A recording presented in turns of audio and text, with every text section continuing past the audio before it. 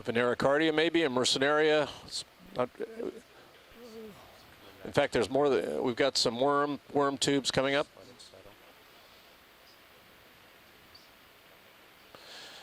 We're doing our best to zoom on that shell, but you have to understand that moving a very large bodied organism like the D2 close and then zooming on a small object is not as easy as it looks. The D2 weighs 9,200 pounds. Right. So it dances. It dances. But it's a free floating object, and trying to zoom on a very, very small. That shell is less than an inch across. But that's what it is. It's a mollusk of some kind. It's a little harder to identify mollusks when they're inside up than it is when they're outside up. But it looks a little bit like a Venericardium or I doubt it's a Mercenaria. What you would call a clam on the half shell, quahog shell. It's very small. Got lasers on. Those of you interested in the numerous red crabs we've seen, there is a NOAA technical memorandum from the National Marine Fisheries Service about these crabs. Red deep-sea crab, Chasion quinquidens, life history and habitat characteristics.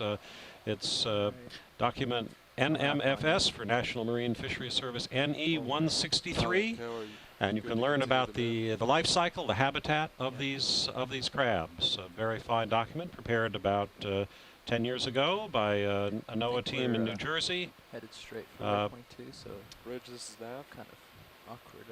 Fred Steinley, Christine Zetlin, and Sukwu Chang from the lab in Highlands, New Jersey. 30 meters to our jet current off move, if you please. want. Bob Carney's joined us. Bob is well known for his work on the biology and geology of the Gulf of Mexico and was with us a lot during our Gulf of Mexico expedition in April. Welcome, Bob.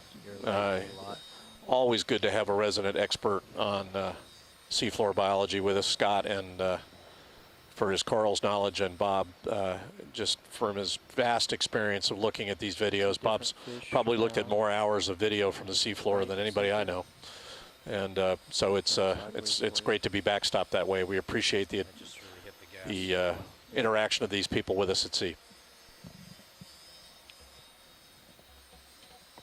Jamie, about how far have we traveled since 8:30 this morning? You know, not very far. We came in southeast, or let's see, northeast of our waypoint. We probably have traveled less than 200 meters. We're generally traveling on the seafloor in survey mode like this at about a tenth of a knot, which is a knot is 1,850, or a nautical mile is 1,853 meters. So in an hour and a half, we've probably traveled 200 meters, maybe. So we're going about the length of a football field each hour. Right, something on that order, yes. And sometimes when we feel we need to, we can speed up. We can transit across the seafloor 2 or 3 times that fast, but it doesn't allow us to stop very long to see interesting features. And there's been enough geology and biology here this morning to prevent us from wanting to do that. Remember, ocean exploration is never about covering ground. It's about examining what we see, trying to characterize it, at least in a preliminary way. And so getting to the end, per se, is never our goal. Seeing what we see en route to an end is what we're after. But we're not moving. We're moving at much less than walking pace right now. Our videographers are of course, capturing stills as well as the moving pictures. And on the Okeanos Explorer website, in coming days, you'll be able to revisit and see many of the best images, download them and use them for educational or other purposes, and take a bit of a speeded up tour. Well, and in fact, we just had a paper, not we, but part of our team, the general team, the ocean exploration team, just had a paper come out in a prestigious journal called Nature Geosciences this past week. And we'll be visiting, we hope, weather permitting, some of the seep sites.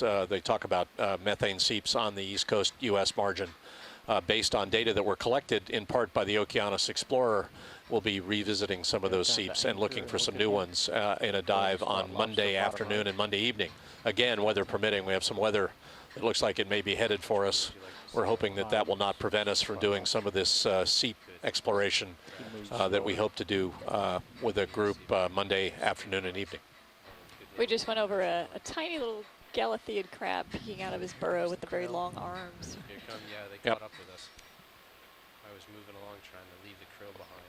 They just caught Yep, there he is. We're drifting back over him. Galatheids are related to hermit crabs. Right in the center.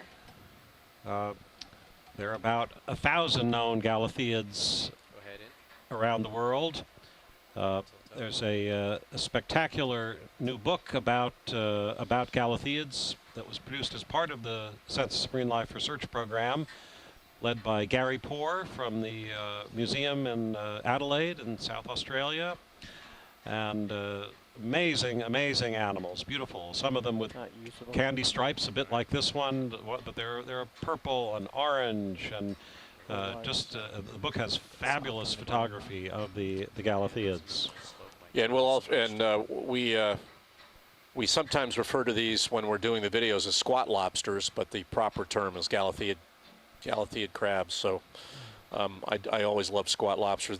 We've had some views in the Gulf of Mexico where we've had literally dozens of these squat lobsters peeking out at us.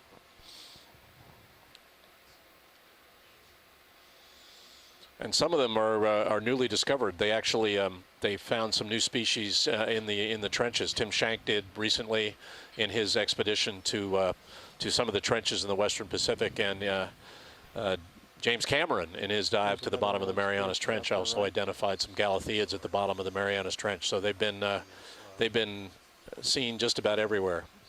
A Galatheid became the mascot of the Census of Marine Life Research Program. In fact, one called the Yeti crab. It looks like an abominable snowman or Yeti. It's a white crab with that looks very, very furry. Is that it right there? Yes. If you do a search on Yeti crab, you'll come up with some wonderful images. It even became a stuffed animal available at some aquarium shops. Also appeared on a number of skateboards. So it's unfortunate how fuzzy the water is. And who says that you can't make deep ocean biology a popular item? When you can make a stuffed toy out of a Yeti crab, you know that people will buy anything. Got a lot of urchins in the field of view now. We got some debris.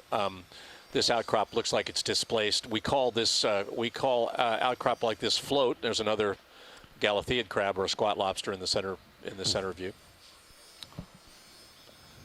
We call the geology here float simply because it's exactly that. It tends to float down slope from where it was originally outcropping, usually in response to gravity.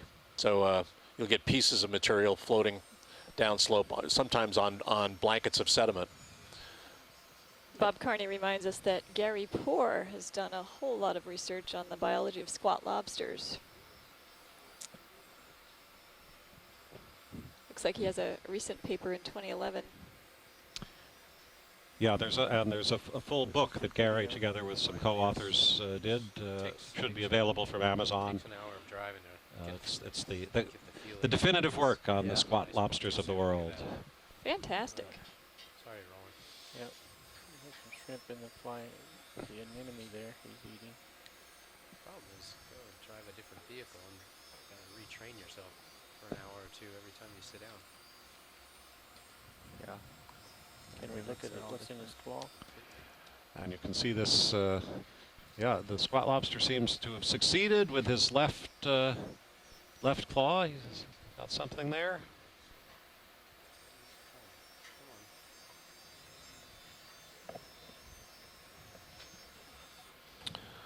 We're moving our way up slope now. We're about halfway between waypoints 2 and 3. Or I'm sorry, waypoints 1 and 2. We're at a water depth of 570 meters.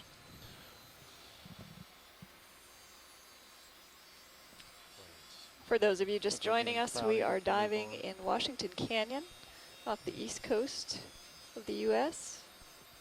on the Okeanos Explorer. As we mentioned at the outset, this is about the 37th parallel, about the latitude of Santa Cruz in California, or the border between New Mexico and Arizona and the states above it. That's the 37th parallel, or the Straits of Gibraltar.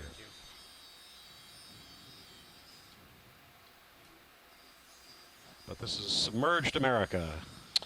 Yeah, it's a great term, submerged America. And as Jesse said yesterday when we were in Linden Cole, the United States has one of the largest, in quote, exclusive economic zones in the world. A lot of it in the Pacific around these island groups that the United States owns or operates. And both vessels, the Okeanos and the Nautilus, Robert Ballard's vessel, are going to be in the Pacific in the next 2 years. And we certainly look forward to seeing a lot of systematic exploration of these island chains. I think the Okeanos is going to be in Honolulu next year, en route to doing some work in the Western Pacific. Skate on the left. The Nautilus, our cousin vessel, has been working around the U.S. and British Virgin Islands, I believe, in the last few days. There's a nice skate in the middle of your view. Oh yeah, let's zoom in and have a look at the skate there. There's also somebody hiding under the ledge to the left of it.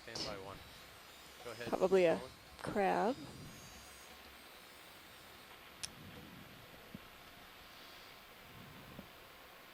Maybe we can get an identification from one of our doctors on shore.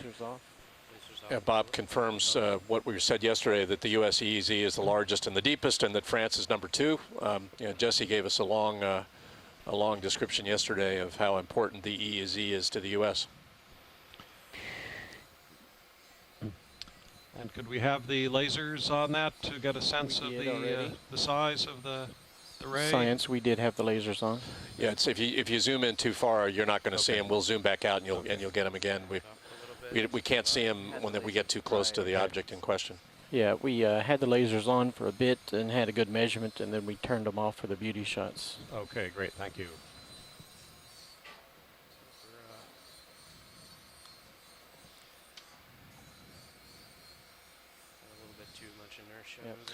In the Mediterranean, we watched these skates operate. We actually we saw a lot of what we call resting traces on the sediment that we couldn't identify until we actually saw a skate begin to bury itself into the sediment. Then we knew what these sediment traces were on the seafloor. On your left, just be careful with your swing arms.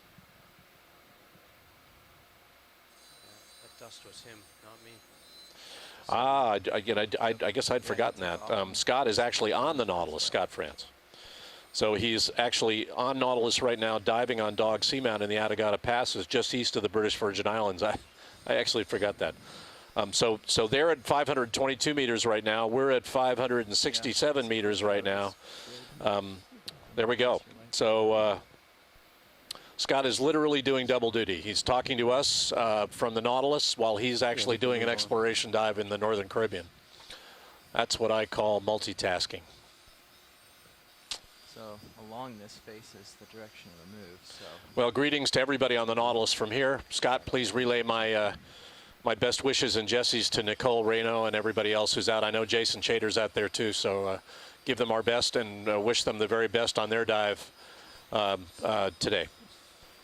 Watch that left swing arm. Oh, he's home. I'm confused. Scott's at home. He's in Louisiana. Very shady on the bottom. But he's streaming 2 different screens and 2 different chat rooms. Your family must love you. You must have to go lock the door and just bar the door and keep everyone out.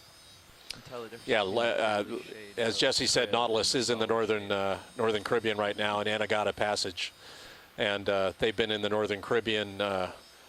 They've worked off Yucatan. They've been southeast of Jamaica all summer doing their thing, while we've been up here doing ours. And keeping the ships at sea is always a challenge. Staffing them properly is a challenge, but it's always it's great when both vessels are out there operating at the same time. The ship stops, so whenever you're ready. As Jamie mentioned, the thinking as of now is that in 2015, 16, 17, both the Okeanos Explorer and the Nautilus will do a lot of work in the Pacific, starting in the Eastern Pacific and Hawaii, then perhaps later in the decade, working more in the Western Pacific. There'll be some meetings in December in San Francisco of people with ideas about where to go And It's unfortunate. we hope that will lead to a series of expeditions like the ones during the past year and a half or 2 years in the Gulf of Mexico, Caribbean, and along the Atlantic canyons here. Yeah, Okeanos has been in the Western Pacific before. She did a landmark cooperative experiment collaboration with Indonesia, the Index experiment in 2010, I believe, and Tim Shank was heavily involved in that. So we look forward to that again. That is a very unexplored part of the world's oceans. I know that everybody in NOAA wants to get back out there, and Nautilus looks forward to that time as well. Sponge floating by. Was that some sponge just falling? Yep. Again, we're working our way upslope. We're on the southern flank of Washington Canyon. We're at a water depth now of 561 meters. And we're seeing a series of benches, and those are the tops of bedding planes. And we're seeing across those bedding planes steeper views where those bedding planes have fallen away either as a result of joining or faulting. And pieces of those bedding planes have been carried down slope as boulders or cobbles. Not a lot of recent fracturing here. You can tell that because the soft sediment is covering the geology, and you've got encrusting organisms that attest to the fact that the environment's pretty stable. Another Galathed crab there in the upper left. You can see how small some of these organisms are. Or is that a hermit crab? Oh, it's a hermit crab, sorry. That's a hermit. The Galatheids and the hermit crabs are closely related. You're absolutely right. Sorry.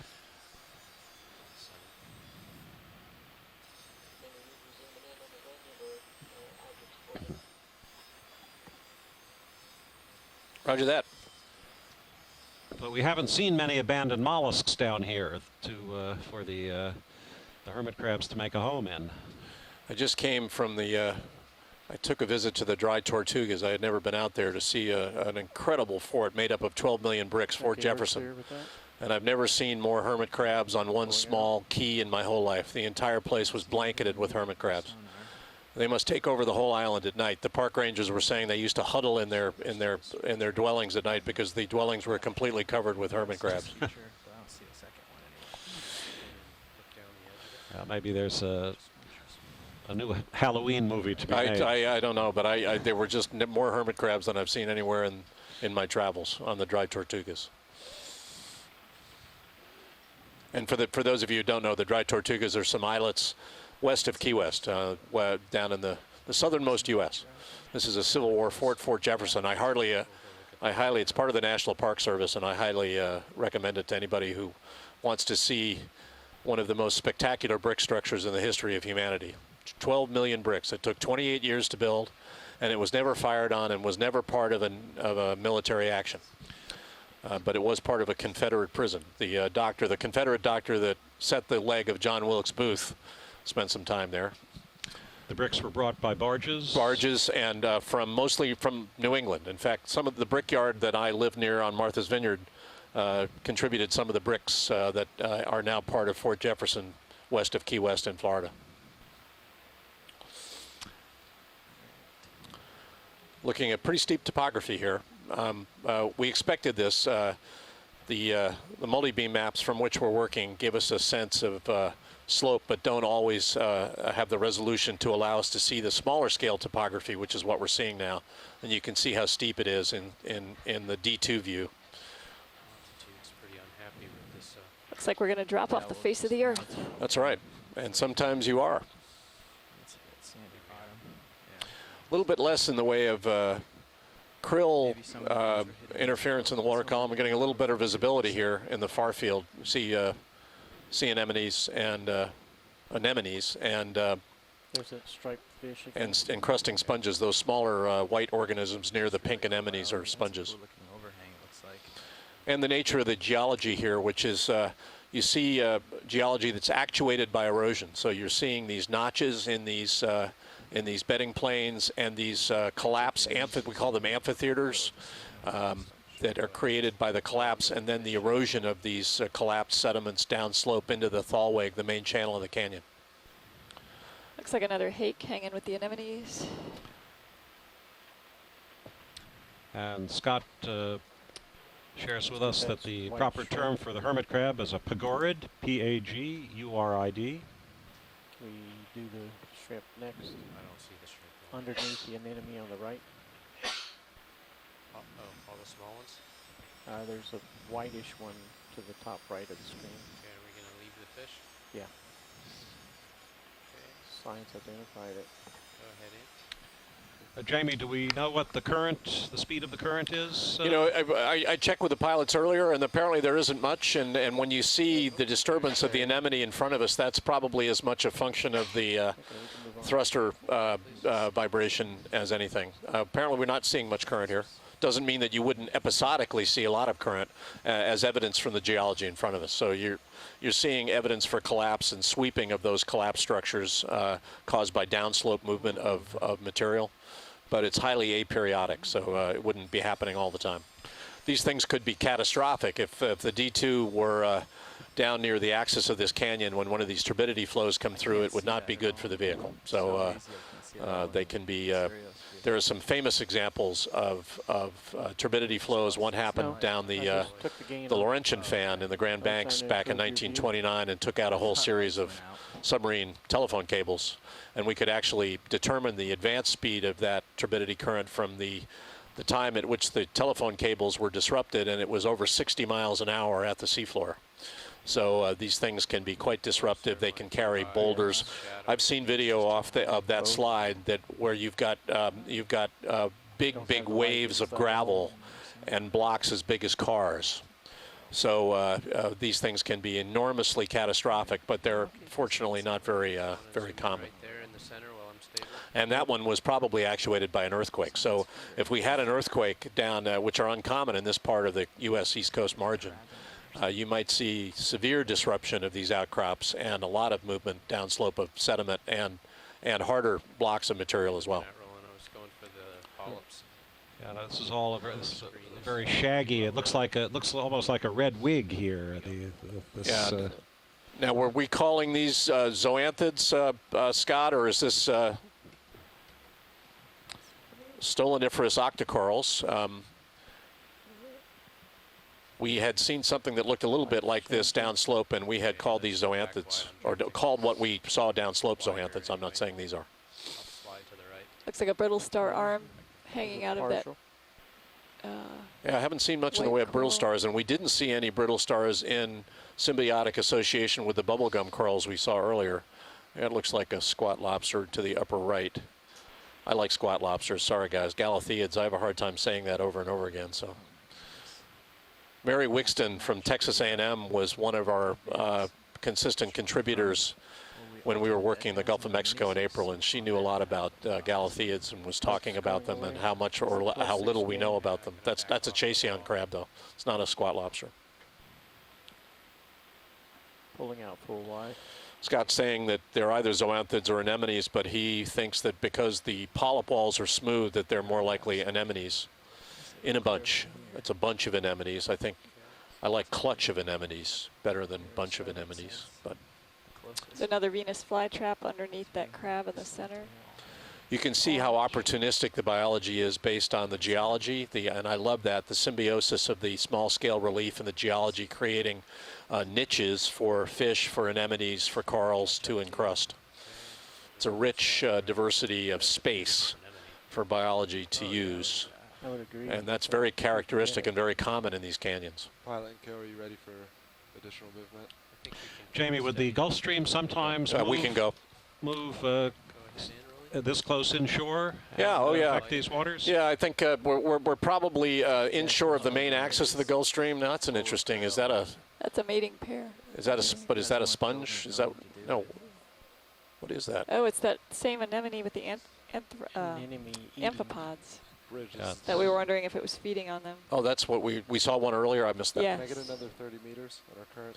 Oh, so the anemone is feeding on the amphipods, or the amphipods are in That's a- symbiotic association with the anemone? There are a lot of anemones That's there. theory. Do a little more partial. The arthropods don't seem to be happy to be there. And a shrimp. partial. Anyway, but getting back to your point, Jesse, I think we're inshore of the main axis, surface axis of the Gulf Stream, but we know that the Gulf Stream affects the seafloor down to depths of 600-700 meters. And inshore of the main axis, it will throw off eddies, which we call warm core eddies, which will impact the seafloor all the way up to the heads of these canyons, and sometimes actuates downslope movement of sediment in association with density interfaces, the breaking of interfaces, which we call internal waves. So yes, I do think there is influence of the Gulf Stream. We're only at a water depth here of 557 meters, so. Tight one, huh? These amphipods look like they're trying to get away. One of them looks like he's fighting for dear life. Yeah, I think they are being brought to the stomach or the mouth of the anemone. Scott's saying the question is if they're clinging to the tentacles or if they are stuck to them. A little bit too much inertia. Are any attached by their back? It looked like it to me, but we'd need a better But you can look. see how that anemone is sitting in what we call a chute. That's an erosional chute, CHUTE. And that's that tends to be it's a geologic phenomenon whereby you get a little collapse in the downslope end, and then you begin to headward erode that collapse, and it creates that kind of a feature. A lot of topography here, all of it actuated by erosion. Yeah, I'm coming up with you. Delta 20. Another small cavern there, which I've mentioned before, could be facilitated by actually the escape of fluids from upslope. These can be freshwater between bedding planes. So a lot of this water can actually come from lenses of fresh water inherited from the last glacial low stand beneath the shelf, and then slowly leak out seaward through the force of gravity. About 2/3 of the way to waypoint 2 now.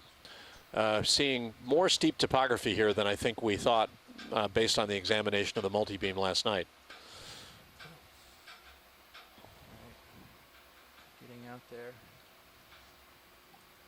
Yeah, let me stretch out so you can tilt up. Yeah, you're still below.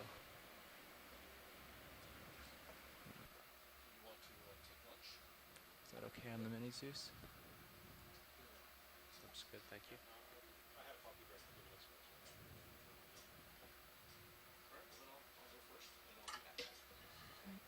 There goes a rat tail, just swam quickly through the screen for your view.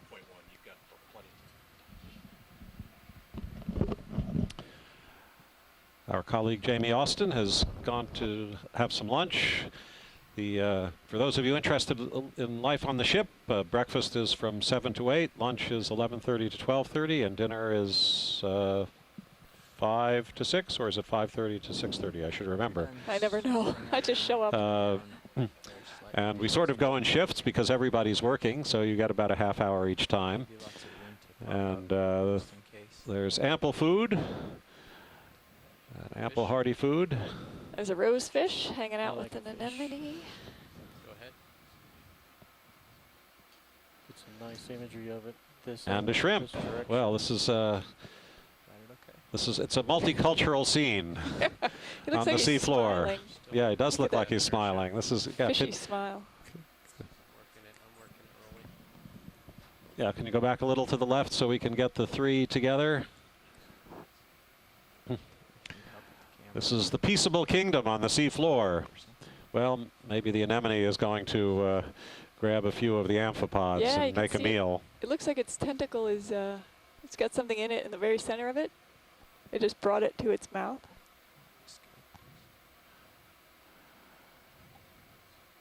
This is the Okeanos Explorer coming to you from 550 or so meters deep, around the 37th parallel off the southern tip of the eastern shore of Maryland, Delaware, Virginia, about 100 miles offshore. And we are Melissa Ryan and Jesse Osabel.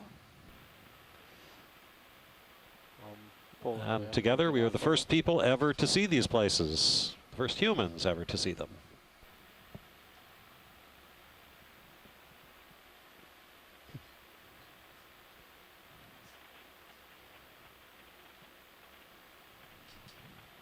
It's like driving your car in a blizzard. Looks like A cool beautiful vista ahead of the anemones. A line of anemones on the edge of the bank.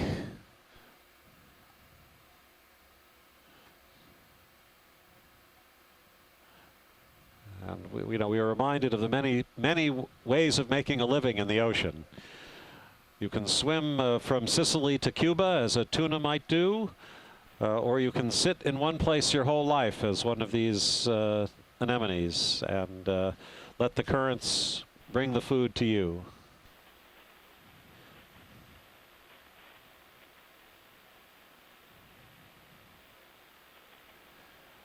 The organisms that are stationary are called sessile organisms, ones that sit. Then there are the swimmers, the nekton, and then there are the drifters, the plankton. In marching order.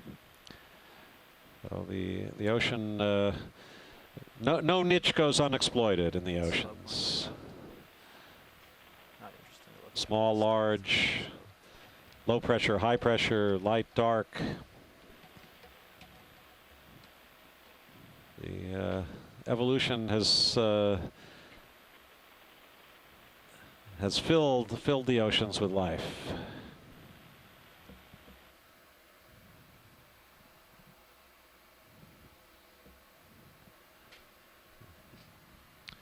We are climbing gradually. They're a good distance. Find something pretty. Again, we began with what we called waypoint 1, where we lowered the Deep Discover this morning about 8:15, did some initial tests, calibrations, then moved toward upslope toward what we call waypoint 2. We're fairly close to waypoint 2 now, and then we'll spend some more time moving further up the gradient to somewhat shallower water to waypoint 3. Trying to understand how depth changes the ecology, the habitats, the populations. Interesting geology.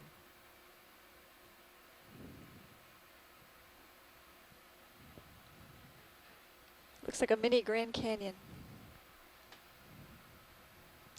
Well, the world is fractal that way. As you zoom in, you see features that could be thousands of meters high or could be just centimeters. You mentioned the sessile organisms too, and we're learning that they have some fantastic defense mechanisms. Because they can't move, they have to defend themselves, so some of them produce compounds that we're finding useful in human medicine. So the biomedical industry is studying them. That whitefish is.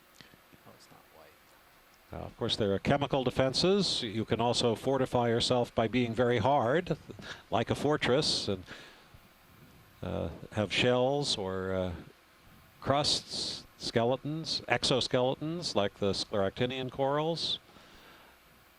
You can survive. Your strategy of survival can simply be by numbers. As Darwin said, in the long run, numbers win. And if you see the amphipods or the krill, then if there are just so many of you, even if a lot of you get eaten, you survive. Pilot and Co, are you ready for another move? Continue. Yep. Steady state. Sounds good. We've had this squid just hanging out with the tether We're just nav. the last like 20 minutes. I think that's a red crab in Why his don't we zoom burrow. in on Yep, it? he just retreated. Co-pilot. Roland, you've been quiet over there. This Yeah, is I've it's been great looking burrow at country, that newer as Jamie great Austin video was quality explaining earlier. image. If you're a worm or an eel or a crab or a shrimp there's that been nothing burrows, new, this is quality exactly the kind of habitat you like. It's easy to excavate. that we haven't already captured.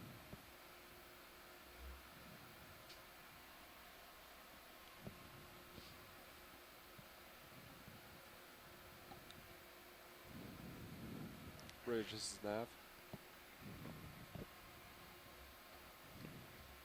There's another rat tail fish in the distance.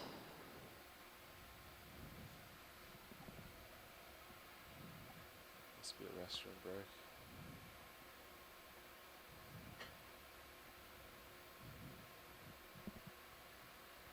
Please pardon the interruption. Your conference contains less than 3 participants at this time. If you would like to continue, press star 1 now, or the conference will be terminated. If we can have anyone shoreside press star 1, we'd appreciate it. We don't have that access here on the ship. Might be some interesting geology up there. Ridge, this is Nav. The rat tails that Melissa referred to are also known as grenadiers, sometimes whiptails. They're Macruridae. They live everywhere in the deep sea, from the Arctic to the Antarctic.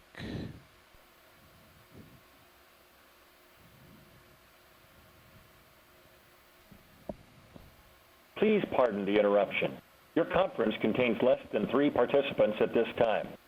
If you would like to continue, press star 1 now, or the conference will be terminated.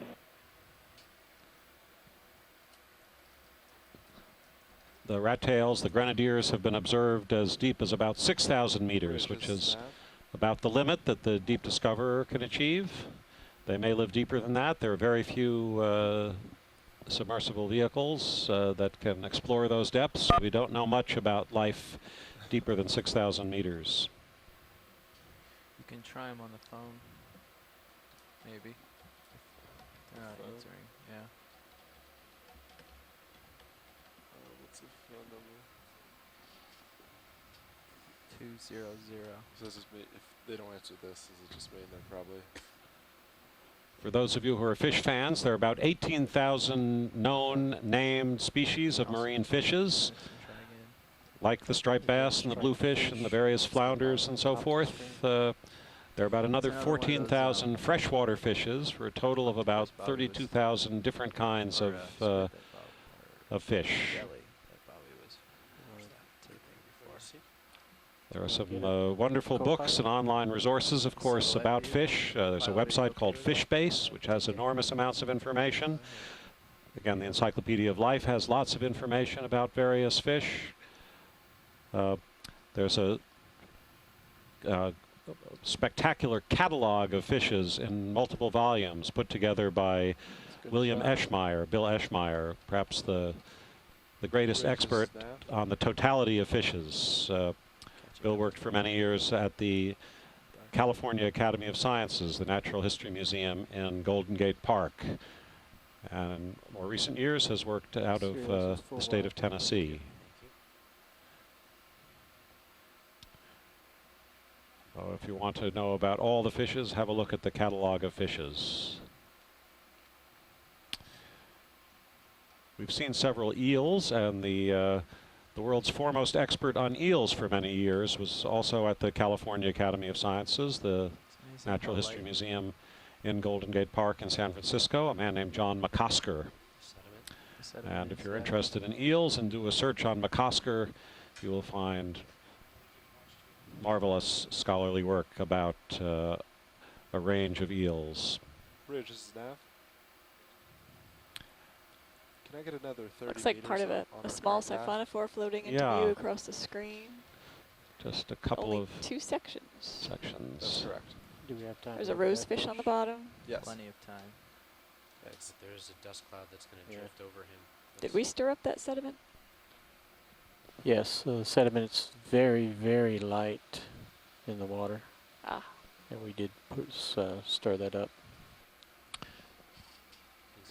Now, people wonder, of course, about new species, the discovery of new species. To document that something is truly new, of course, one needs to compare it to what's already in collections, primarily in natural history museums around the world, in the great natural history museums in New York City, in Washington, D.C., in Paris, in London. But I could barely see you.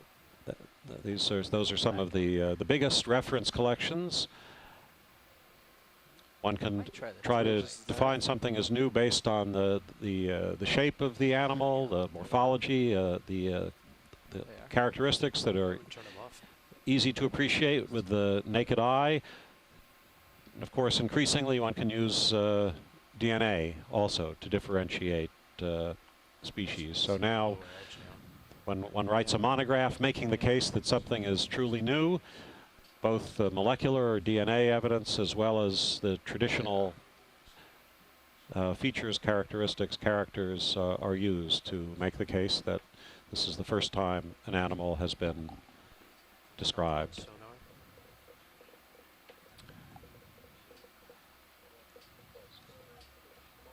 Usually to prove that an animal is new, it's necessary to capture an example of one.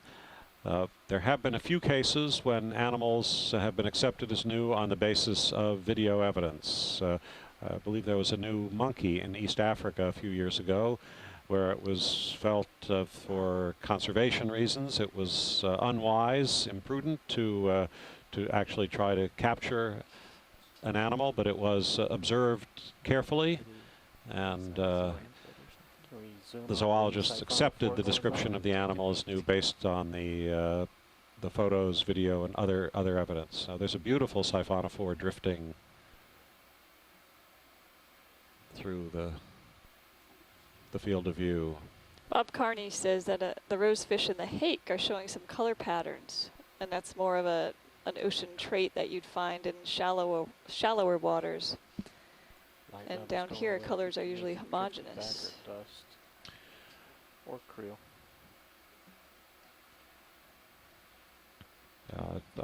I like the Siphonophores. They're so graceful. This is actually a colony of individuals living together, Nice. and they can't exist I can't pull out the details individually. from the background. And they start as a fertilized egg, and then the different zooids, as they're Pulling out. called, they bud off, or they bud to make that chain.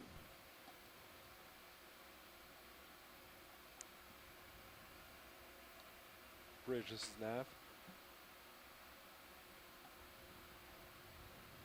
Okay, going to push in tight on the red.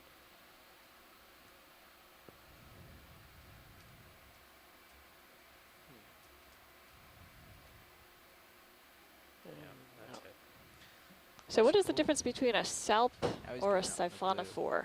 I've heard people use them interchangeably, but I think there's a difference. Are we gonna leave him? Or you wanna try to get him? No, we can leave it. Water's too cloudy for the translucent creatures. Yeah. The salps are tunicates. They also have There's that, gelatinous bodies, Squirrely fish, upper left of the and lasers. they also can be in chains like the Siphonophore we were just watching. So there are a lot of similarities. Where's the laser so you can see it? I think the Oh, that's an interesting. Go ahead and take, but it's actually a different order. Could take the lasers Salps right from the Siphonophores. Does anyone know what this fish is that we're looking at? Yeah, I'm going to zoom to the head. Is that a hagfish? Okay. It's got that weird mouth.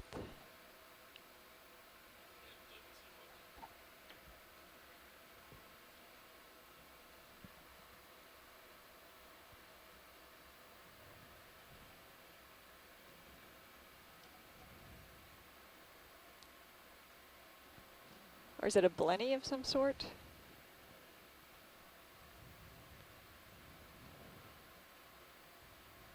stand by. Oh, that's nice video, thanks. It's rather dinosaur-like. Yeah. It's not a very attractive fish. Don't say that, you're gonna screw up. Any help with identification from Bob or Scott or Casey on this this fish? Yeah, or we might need to check with Mike Hand down the body. Vecchione.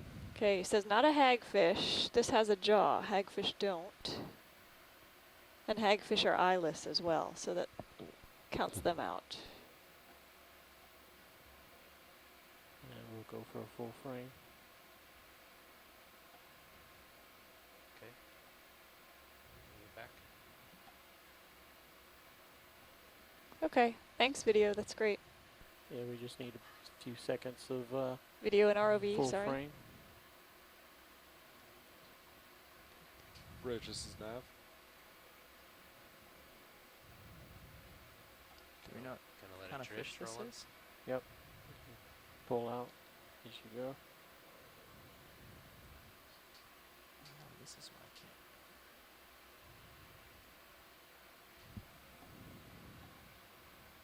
Put the lasers back on. Looks like there's another of that very same fish to the right of it. We'll do a snap Almost on in the guy the same shape. on the right. Yeah, it does. Sneaking up on you, Todd. Okay, I'll push out after we get a snap zoom on the smaller one of these. Got time. Potentially the same fish. Yep, same A little different. same type. Isn't it? Where's the other one? Just The head Bridge, looks this less is now square and on. more circle on this one.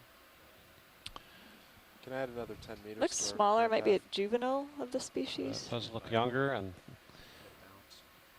they certainly hug the sediment. Visited by a shrimp of some kind.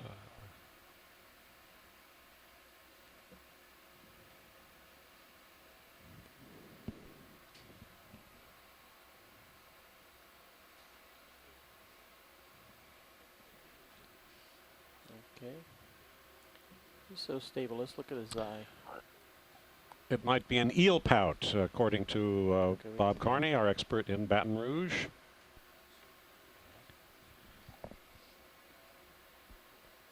Full wide. Does it move along? Push it out. I just googled eel pout, and there's actually an international eel pout festival. Looks like an eel pout. Lysanchellus paxillus.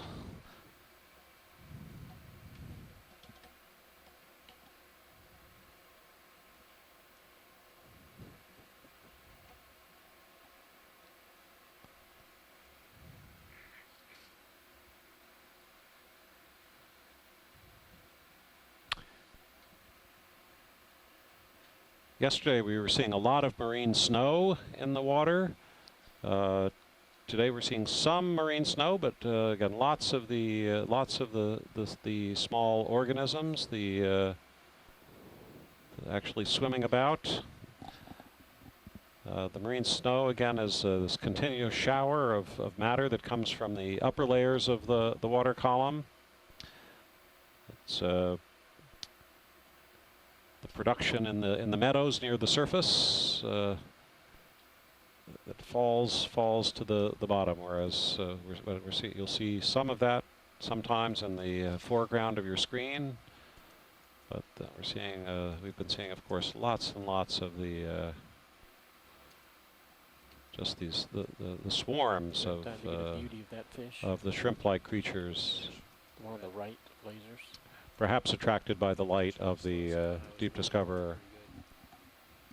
Yeah, we can go for the next one we see too. I don't know how far out you are. No, I'm you've in the got. sweet spot right now. You're in I'm the sweet serious. spot, yeah. Hair close, but Get a two-shot with him and the striped fish. Okay. Lasers are included. Go ahead.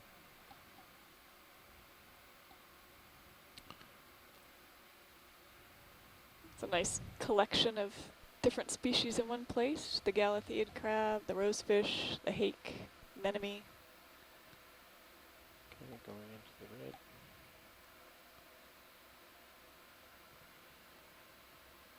And now, are these worms actually also the white sort of fibers coming out of the sediment? Are these actually traces of They look like worms of some kind? polyps or something.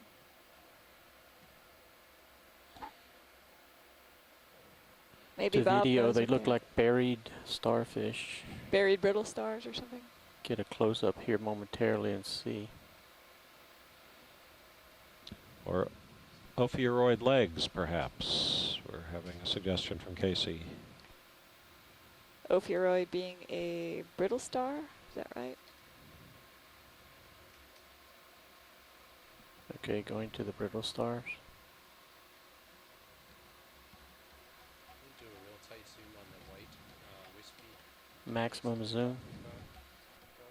Yeah, that's maximum zoom.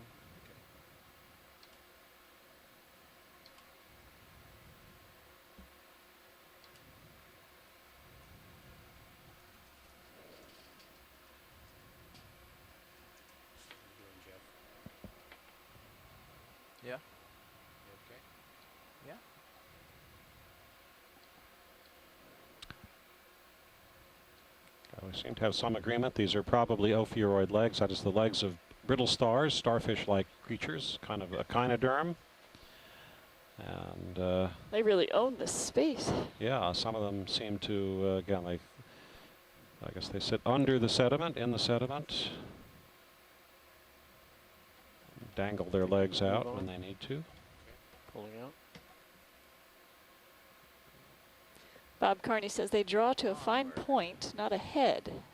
Not a head, and they move around. Very small tube feet catch and carry food to the mouths. The main disc is Squid in the endolithic. image. Try to get him from there before he swims. Yeah, I like that.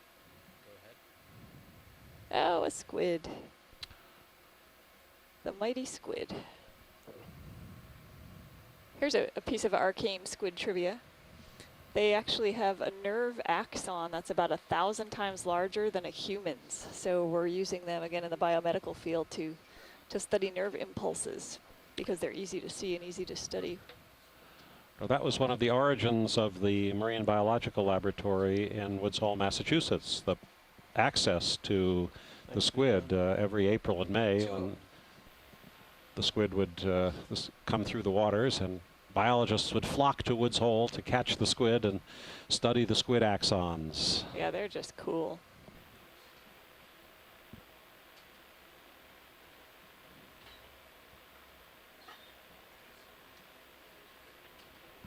Oop, Whoa, he's he out of goes. there. Time to move. Just in time. I heard your. I felt your energy.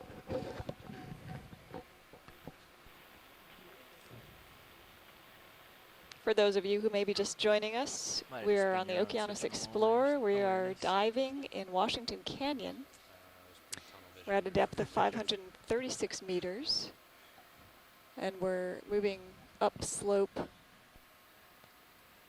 to investigate the geology and Bridge. ecology of this area. You slid There's down 3 this more of road, those but I'm not gonna eel-type follow you. My fish that we were altitude's trying to 17. describe going off screen. Heading up this as I move. Oh yeah. Right? Yeah, come. The water temperature is about 5 degrees centigrade, about 40 degrees Fahrenheit. So Just about our waypoint 2. it's pretty cool. Is it time to make a shift in ship track? That's correct. Is that the plan? The new bearing is going to be about 143 to waypoint 3. Corals coming ahead That's to the right. coming almost right up this. 143. There may be an pilot enemy. copies, and ready when you are. And the very small animals, the small objects darting about in the field of view. Some of it is marine snow. Some of it is amphipods, very small crustaceans, a little bit like insects. Some of it are the krill or shrimp-like creatures, These are serious. Euphosia. Okay. There's an eel of some sort, right where the laser Can I do dots are. 40 and 40? Or should Yeah, we go there's 40? an eel in the middle of the screen. There are about 800 known species of eels, I believe, among the 17,000 fishes. Okay. Eels can be tiny. They can be a few centimeters, an inch or two. But they can grow up to, I believe, about 3 meters, about 10 feet long. And the heaviest conger eels, I think, are 100 kilos, over 200 Where's your pounds. staff? Can I get a new path? New movement, please. Can I do 40 meters at 154 at 0.1 knots? We've just about reached I think if you head waypoint 2. sort of in a direction. The midpoint of today's journey for the Okeanos Explorer, Yes. America's vessel of ocean exploration, coming to you from submerged America, the Washington Canyon,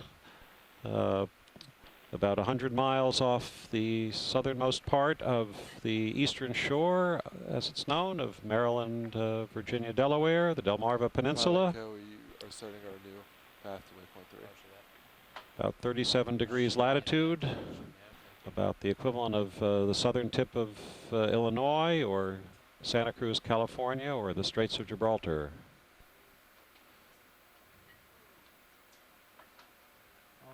Don't remove your mini Zeus to This is part of a week of exploration of the North Atlantic canyons. These are a set of canyons that extend from New England Start spinning your head around. down to Florida. In fact, we're focusing on the canyons, the dozen or so canyons between New York, the Hudson Canyon, and Large specimen. in the following days, Norfolk Canyon. Oh,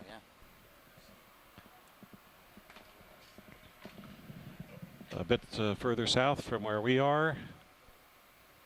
Octopus, upper right of the lake. These are a set of very large features that begin at the edge of the continental shelf, about 200 meters deep or about 600 feet deep, and extend down. An octopus. Okay. Yes, here's our first octopus of the day, I believe. Okay.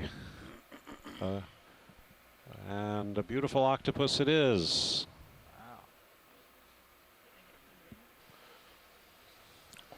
Beauty in octopi is in the eye of the next octopi over. Oh, well. The octopods are among the most intelligent marine animals. Of course, intelligence is a very elusive concept, really. But I think the octopus, they know how to play games. They Sounds like my colleagues. They can build nests. And right. Look at that eye. Look at the red eye, the red and gold eye. And they generally change color to blend with their surroundings, yes? Yes. That one is certainly doing a good imitation of the sediment behind it. That's great camouflage. I don't want to bring my altitude too low. Come down some. They're cephalopods. Sorry, repeat your last. They have big heads. You have room to come down, give me a little leash. Related to the squids, the cuttlefish, but I'd say the octopus are a bit brainier than the squid and the cuttlefish. We are just about at waypoint 2 now, and we're going to be changing direction pretty fundamentally from moving southwest to east-southeast or southeast. And we are near a topographic element, a ridge that extends along the flank of this part of the Washington Canyon. Got a good shot of his eye. Yeah. Okay, I'm coming up, Jeff. Nothing like sticking a laser in something's eye to get its attention. Visibility appears to have gotten worse since my stint at lunch, but I think we've done some of that ourselves. I'll turn forward as you catch up. Grilled cheese sandwiches. My colleague Jesse Osabel is departing along with Melissa. See, they get to go to lunch together. I get to go to lunch by myself. This is how this all works. Coming up with you. It's the Okeanos Explorer. We're in the middle of Dive 2. We're on the southern flank of Washington Canyon. Our D2 is presently at a depth of 530 meters. We've climbed up from an initial seafloor depth of 644 meters. Turbid. And we're going to be changing course here a bit. We've been moving up the slope diagonally towards the southwest, and now we're going to be moving towards the southeast along what we believe to be a ridge with some variable slope, and we hope some interesting encrusting biology. So stay with us. This is the Okeanos Explorer. Wow. Can't see anything. Having a little trouble with turbidity here. I don't know whether we did that ourselves or whether it's been done for us. I think There we are. yeah, we're getting out of our own cloud. I think it was our own cloud there. Okay,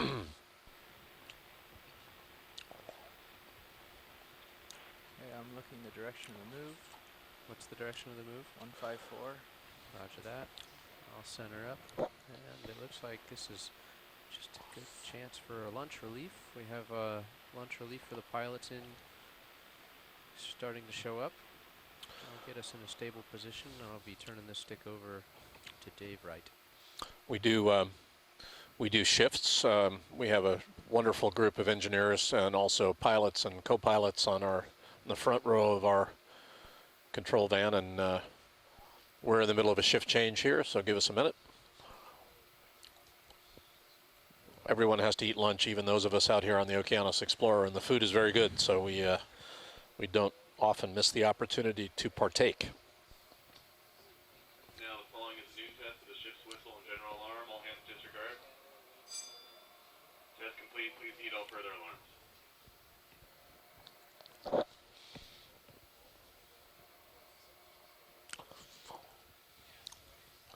Moving across the sedimented seafloor here. We have been occasionally on very steep slopes during this dive so far. Chaseon crab there in the view to the lower left. Still a fair bit of material in the water column, but not quite as many krill-like organisms, euphausids, as we saw earlier. However, does look like we may have some, I don't know whether these are anemones. They look like they may be anemones in the background. Jelly. Oh, crab in the background, no worries. See the crab? Another Chaseon crab. There are quite a few of these crabs in both the dive yesterday in London Cole and our dive today. These, as we've said several times, are commercially viable species out here in the canyon, near the canyon heads. It's an anemone off to the right. In the process of changing course, moving more or less, continuing to move upslope. This is an area between waypoints 2 and 3 that Brian Kinlan thought might be indicative of changes in slope, slightly higher backscatter, and potential for encrusting organisms like deep water corals. So for the next hour or so, we'll take a look and see if that's true. This is the Okeanos Explorer.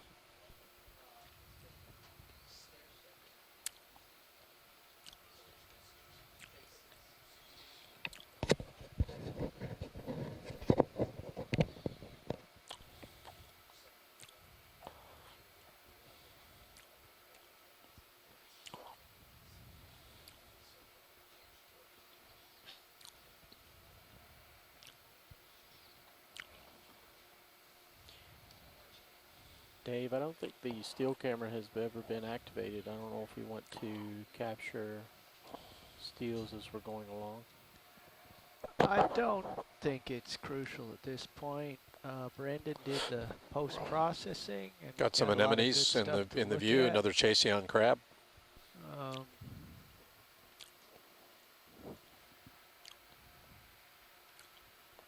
You might get it set up to take images on command, but I wouldn't run the intervalometer at this point.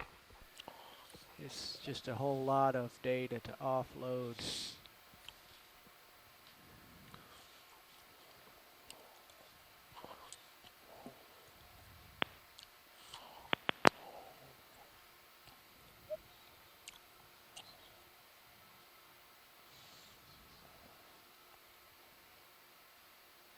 Hi, Josh.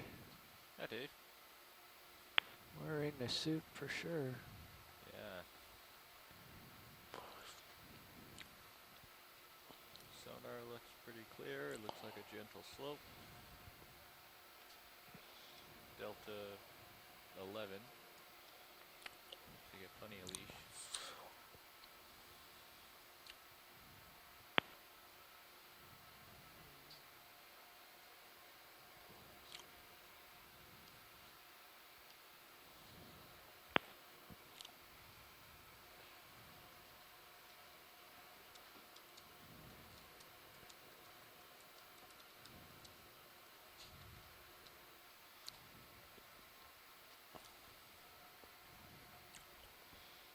Hey Nav, what's our ship speed?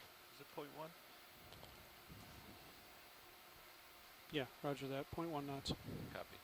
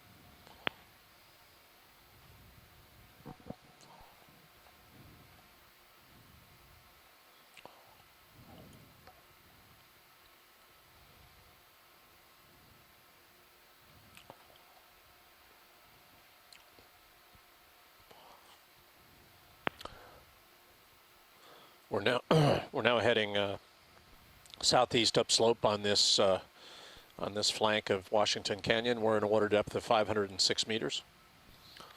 I'll let you catch up a little bit there, Josh. I think I'm a ways out now.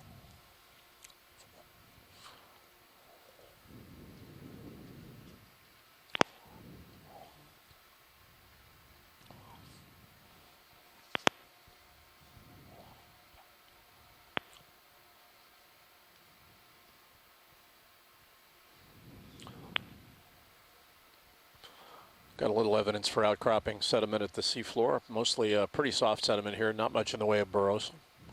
Got some chasian crabs and anemones. We've seen these during the whole dive.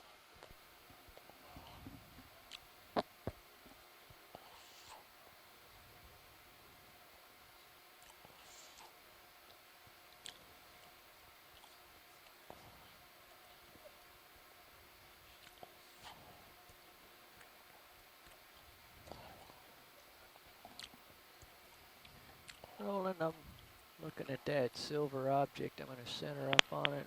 Just get a slow zoom, please. Yep.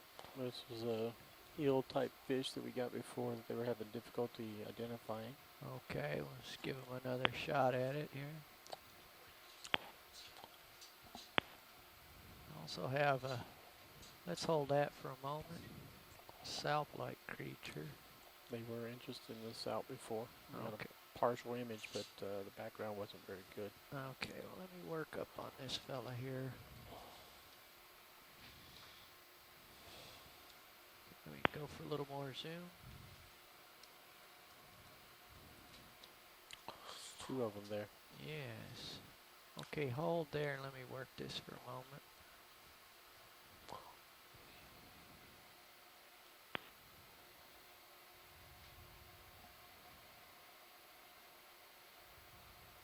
Following focus. Okay, yeah, I'm just going to continue drifting in here.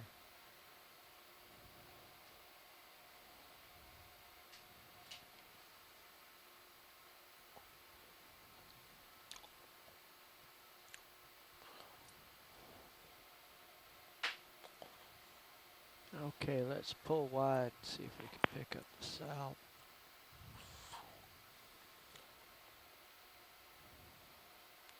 Full wide. Thank you.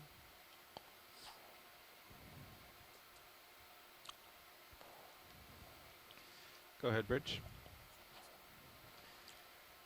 Copy that. Okay, you're catching up there, Josh. Pilot Nav. March on. Yeah, Nav. Would you like to continue this move to waypoint 3, bearing 154? Shiny object top right. See it. Rusty item. Left Okay. lasers. We'll catch the rusty item and then we'll go up to the shiny item. We're good for ship move, Carl. All right, we'll do 40 meters at 154. Okay, zoom there, Roland. Yeah, nav, watch lead. Go ahead, watch lead. Yeah, I want to make sure that we get Hold that. to and through waypoint 3 with the ship. Okay, we're going to go there and stop. Or we can continue as soon as we're there if you'd like. Roger that. No, we'll take a look around there before we leave. Okay. Some kind of a bolt wide again, please. We got a man-made object, man-made object of some kind there. Yeah, corroded bolt and something curious up here. Fiddler crab to the right of lasers. Walking. Yeah. That's correct. 40 meters, 154.1 knots. Looks like a shrimp to the lower right. We got more than one shrimp, actually. Got a couple. Looks like a couple pieces of a fish. Yeah, somebody's leftover, lunch leftover soon, please. Or it could be man-made. Let's hold there. Oh, it's starting to look like potato chip bag. Yeah, it certainly looks like aluminum foil or something Yeah, close to it.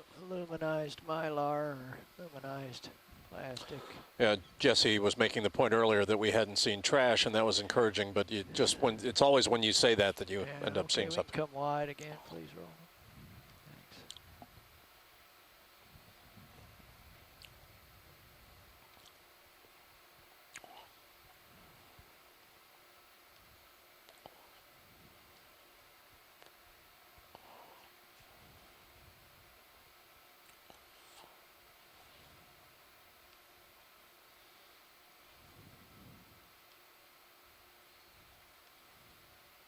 the sonar on the laptop?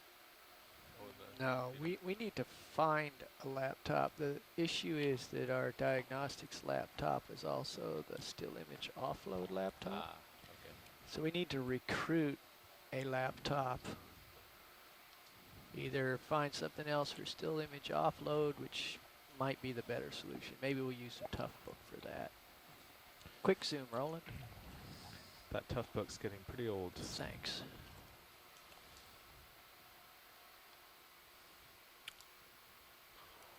Have we seen this feller before? I don't think so, but I'm at a loss to tell you what it is. Okay. I don't think we've seen him. Oh, there he is. Okay, let's come wide, Roland. It's available in the clips. And that It's a looks red fish. Red striped. We saw that one during the morning watch. okay. Snap on it just so I know what it looks like. That's the next time. black-bellied rosefish. We saw that one right after the beginning of the dive. Okay. It's a good specimen though. A little bit too much zoom there. Hang on. I'll get you good steady up here. I can sit here for a second if you want to. Hold that. I think I can. There we go. Nice. Can we look at his eye? Sure. I'm kind of bouncing. Or you want me to maneuver, or you No, want to zoom some From more? this angle. Yeah. I'm kind of bobbing around here, but go for it. I think he might be drifting back. That's Yeah. full zoom. All right, hang on. We'll call it good. Okay, wide, please.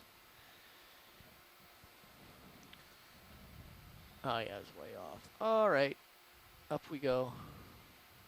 Sonar froze. I'll restart that. Thank you. Curious fellow. Does he have a parasite? A little bit with the zoom here. Let's identify. Hold.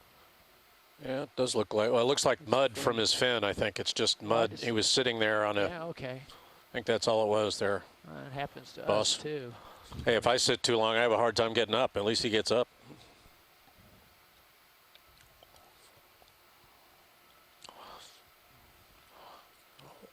Has a hard time understanding horizontal from vertical, though. Okay, we got to go wide. I've Catching up to you. flown off into the. My Full wide.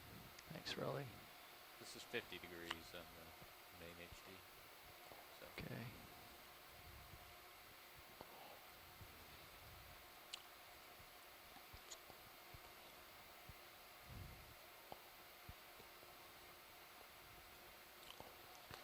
The ROV is just 20 meters from waypoint 3. The ship will stop.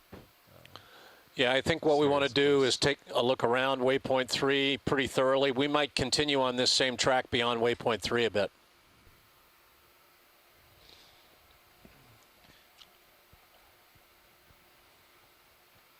But let's stop first and take a look around, and then we'll do it.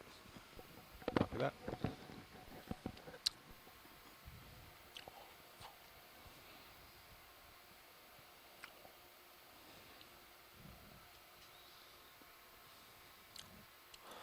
Not seeing much evidence here for the changes in backscatter we thought we might see along this track. We're seeing some sedimented seafloor, small evidence for topography, maybe a little bit differences in backscatter associated with these small changes, but nothing spectacular.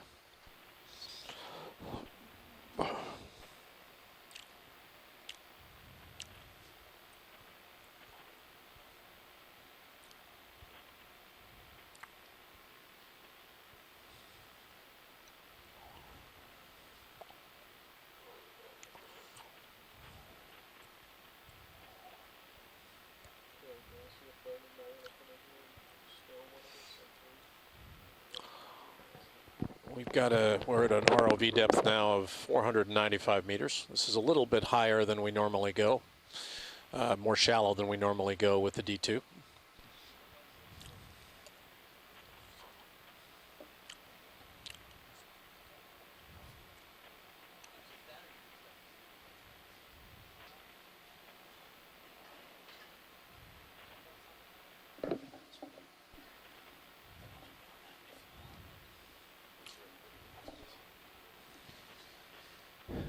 Watch lead nav. Yep, go ahead. How large was the extent of the high backscatter around waypoint 3? Well, it really wasn't around waypoint 3 so much. It was waypoint 2 to waypoint 3, and I didn't see much. I see. Okay. So we'll take a look around here. We'll use the tether, take a look around, and then let's proceed a little bit further on the same track between waypoints 2 and 3 beyond waypoint 3.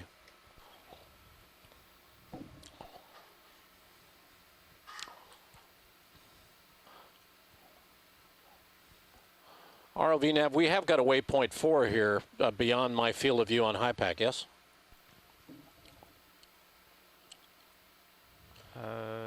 No. Huh. Well, what I want you to do, Carl, then is put me in a waypoint up at the, not that far, but up near the green, that nose, that long nose. That we're on? Yeah. Keep going down, down, down, right there. Put me in a waypoint 4 there. That's where we'll head next. I want to continue through waypoint 3 on the same trend as waypoints 2 to 3, and then we'll work up the steep part of the slope between there and waypoint 4. You want to Right. Yeah, something like that. Yeah, exactly. Yeah, and then we'll work up that slope. So I'll make this one 4. That'll work. Yeah, 4, and then we'll make the next one 5. Excellent. Thank you. Turn on your aft LED for a second. Yeah, I'm way out there in the murk. That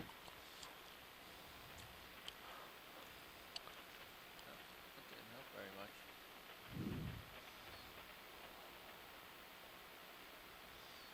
So the slope is, we're not perpendicular to the slope, so I'm a little, about 45 degrees off of you. Yeah, and the waypoint 3 to waypoint 4 transit is more or less a long contour, so we shouldn't be seeing too much topography. I see a little bit of changes in slope along the way. But I think that's a good idea, and then we'll work our way up towards waypoint 5. And we can do that anytime. We can start towards waypoint 4 at point 1. Okay, pilots. Seems like with this flattish, muddy bottom, we might be able to speed up to point 2 for this maneuver. Oh, sure. As Sirius has been lagging. Yeah. Happy with that. At the beginning, going along contour, there were some little cliffs and all that. I saw that. That was fun. Yeah.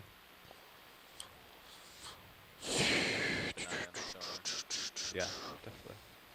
So the Casey, you asked me how deep do I think these sediments are.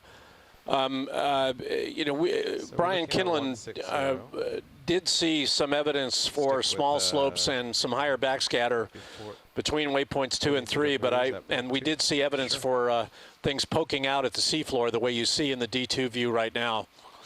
But remember, this is entirely a pile of sediment, so it's hard to know how thick the soft sediment is above more lithified material underneath.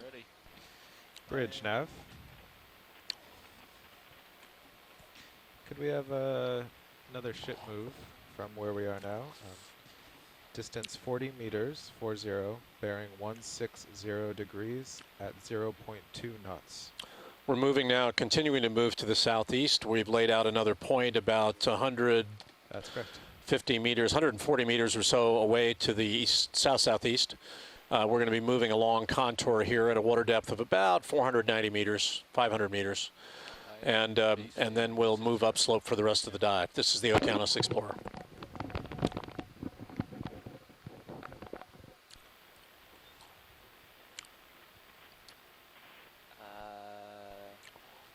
Copy that.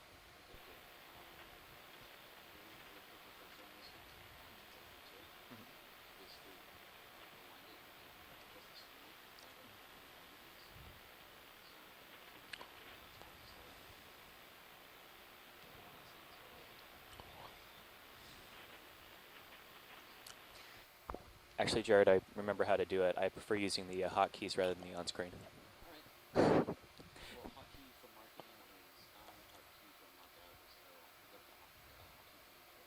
Yeah, yeah. Thank you, though.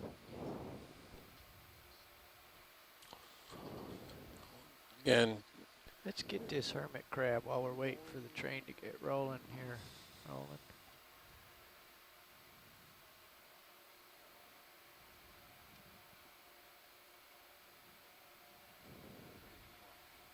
Jared. Uh-oh. Photo bomb. Well, let's get a little bit of a zoom here. Yeah, hold Okay, that. so Yeah, that hermit crab's making tracks. He must be seeing that Chasyon crab going by beneath him, behind him there.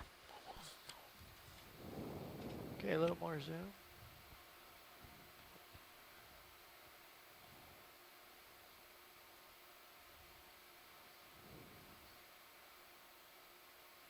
Somebody else's dust this time.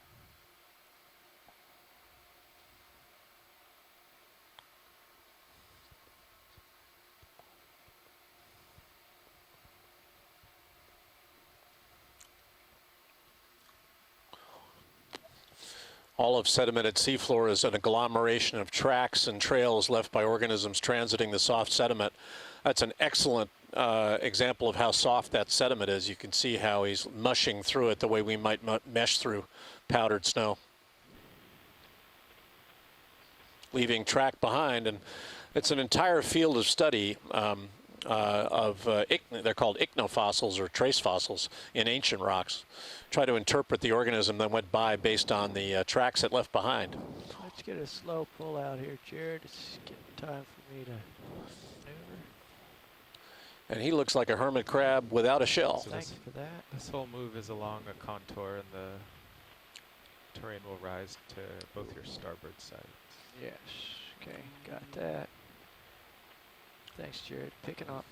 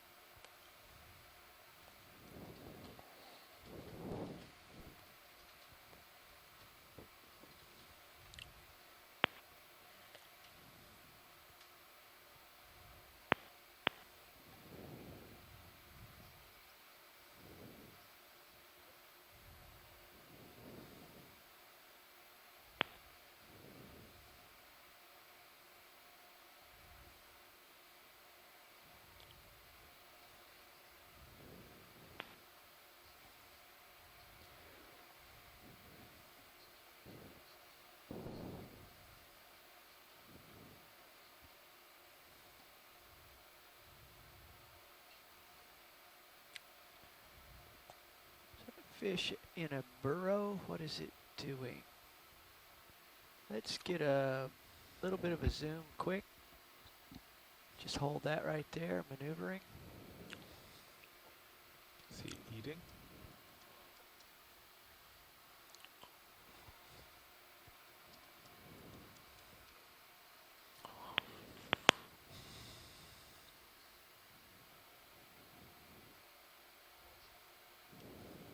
Some interesting behavior.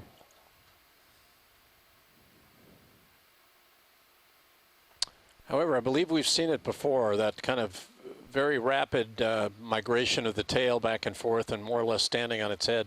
Yeah, he's... Oh, interesting. Kind of spinning and fluttering there. I don't know whether he's feeding or might be feeding.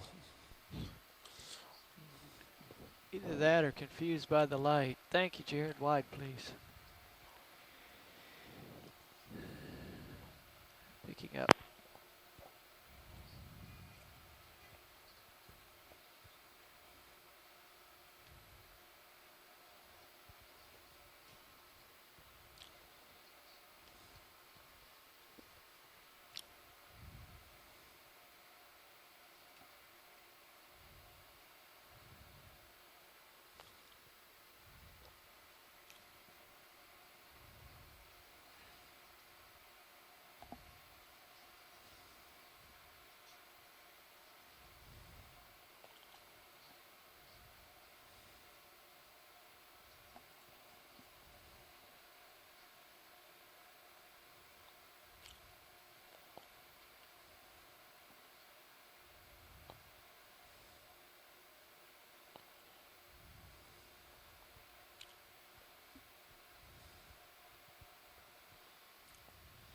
Got an array of crabs there with anemones. We've been common on the whole dive. These are the crabs we've been seeing, the red crabs that are commercial variety.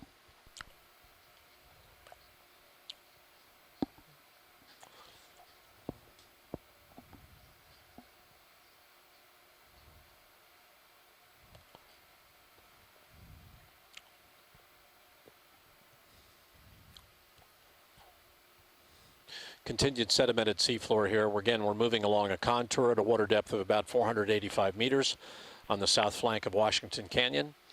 We just transected a ridge, or what we thought might be a ridge, between waypoints 2 and 3 and didn't see much. Sedimented seafloor, subtle outcrop, and now we're continuing along that trend, along contour, in hopes of seeing some changes in backscatter and associated biology. And then we'll turn upslope for the remainder of the dive. This is the Okeanos Explorer.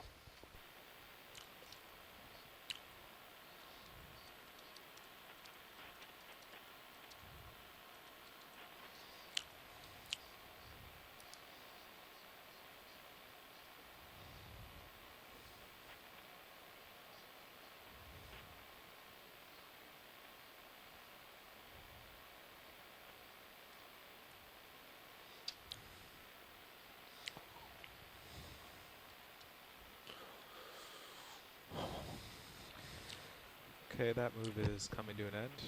Can repeat it. Bring us to waypoint 4. Carry us on.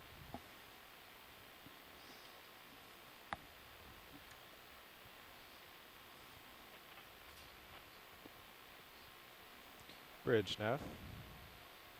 It's a little steeper here. Hey, could we continue this move for another 80 meters, 80 meters? Thank you.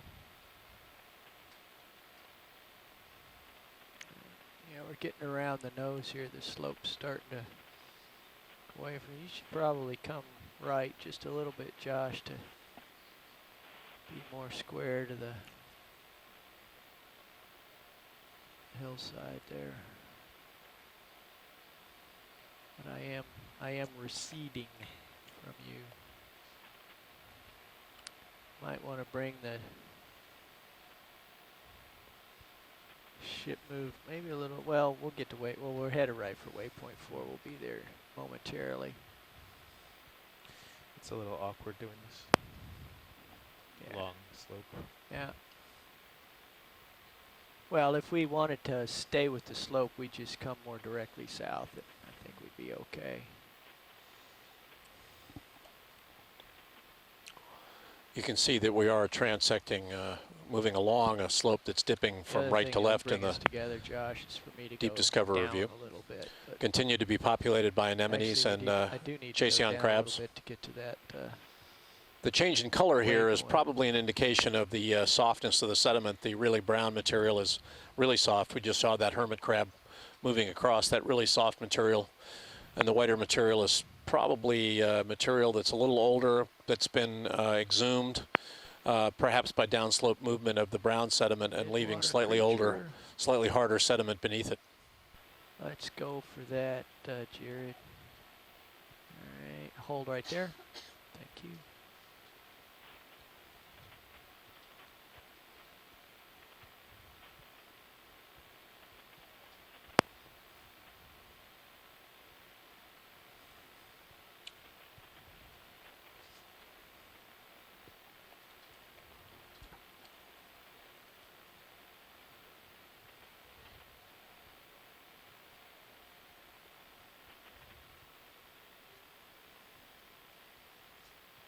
Let him go. Got a jellyfish in the foreground there and an anemone in the background. And another hake.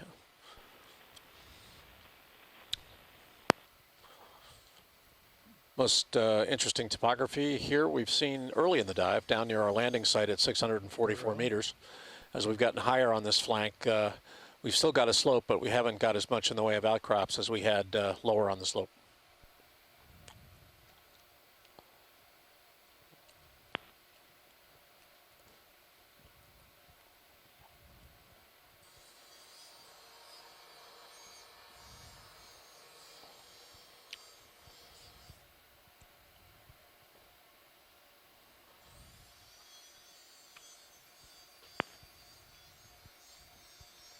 question is, does that continue further up in there? Well, if you can get a closer look at it, it'd be interesting to see. It looks like a burrow of some kind. It's pretty soft material.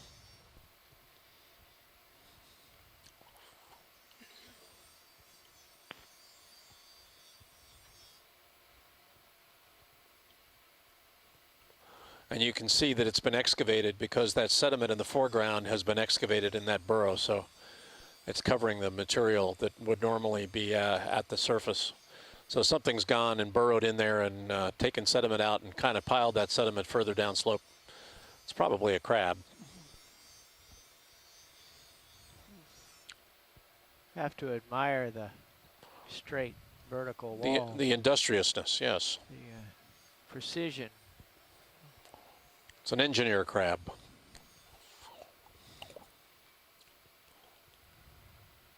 Is the inverse true? Are engineers crabby? You know, I don't even need to ask you that question. You know the answer to that question. I know the answer to that question. But without polluting the internet, we neither of us need to answer it. That's an interesting burrow, though. We haven't seen one like that. Still moving along this slope, down slope to the left in your view of the D2. You can also see the D2 moving along the slope from Sirius. Visibility is slightly improved, although we've still got a lot of disseminated organic material in the foreground.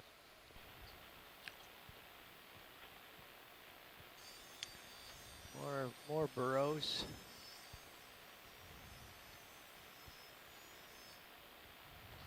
Not the same crab, though. Not the same attention to crisp, clean line. Well, the regular crew is back from lunch, and I'll be leaving, turning at 13. Before Dave leaves, it's worth reminding everybody out there in the internet that it's his birthday here today. So we all want to wish Dave a happy birthday. We will, for the sake of decorum, we will not tell you Dave's advanced age, but it's advanced. I can't remember how many birthdays I've had at sea. That's right. So, you know, we also have dementia out here at sea, and that's Happy birthday, it's been known to Dave. happen. It's been known to happen to engineers out here. Okay, I'm going to hand it over to Todd here. Be back later. Todd is a youngster with great experience.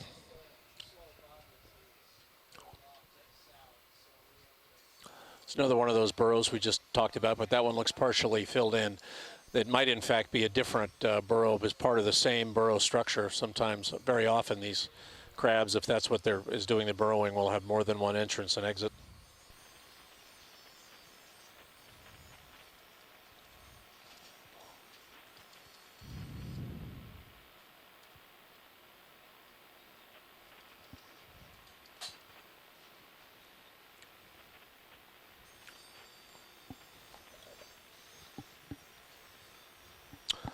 Pretty good slope here.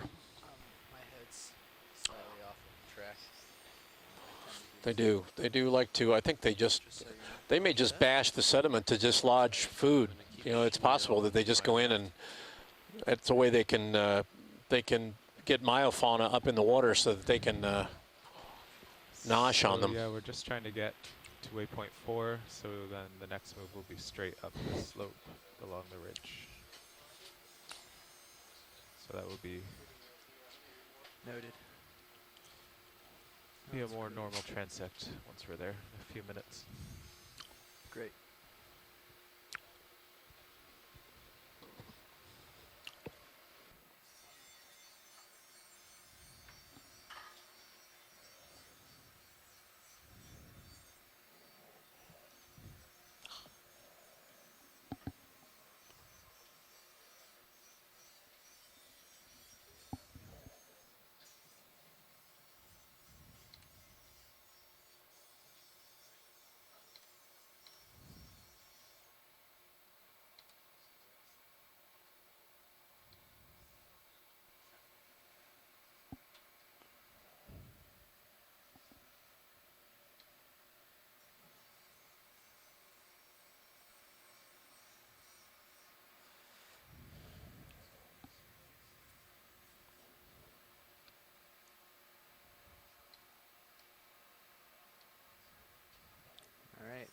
caught up to you.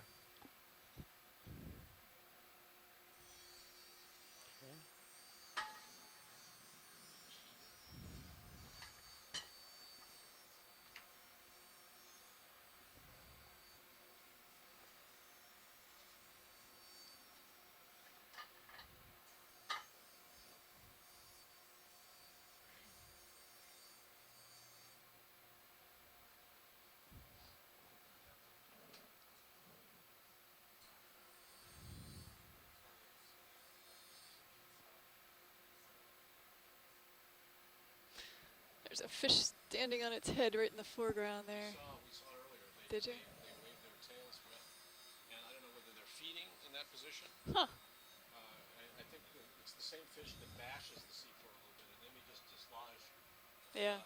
superficial material that has edible organic matter in it that they can eat. It's a rather Appears we no longer have krills, or so many of them, Interesting. crowding our space.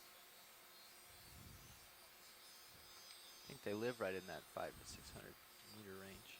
Start to get above that and they go away. Maybe.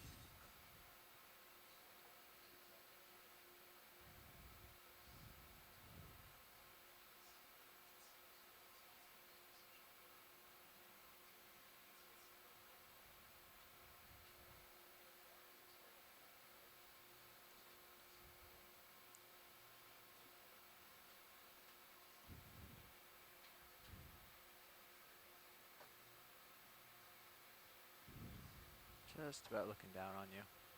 Okay, I'll keep it moving. Just had a nice marching crab walk into my view. I thought I'd hang out for a moment. It's a slow move. Going at a tenth of a knot, is that right? Yeah.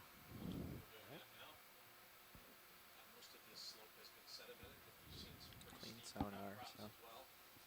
Some of them with fresh fractured faces. Say that 3 times. We've seen a variety of biology. Go ahead, workshop. The corals, a lot of anemones, a fair number of squat lobsters, fish, shrimp, huge numbers of thousands of krill in the water columns. Pilot copies, 0.2 knots. You see one now. And a lot of Chasseon crabs that you're seeing in the view right now. Chasseon crab, it's a commercial red crab species with anemones. It's been a common association on this dive this year.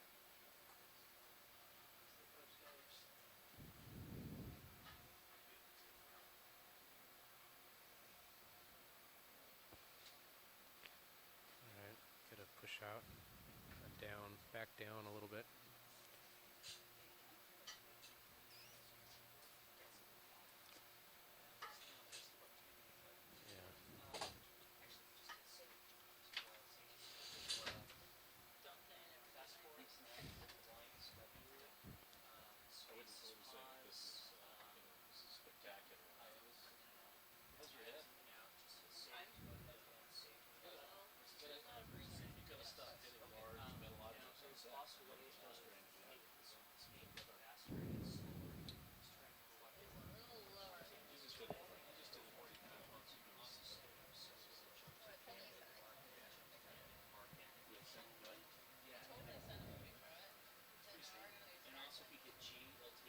It's all passion. It's a passion.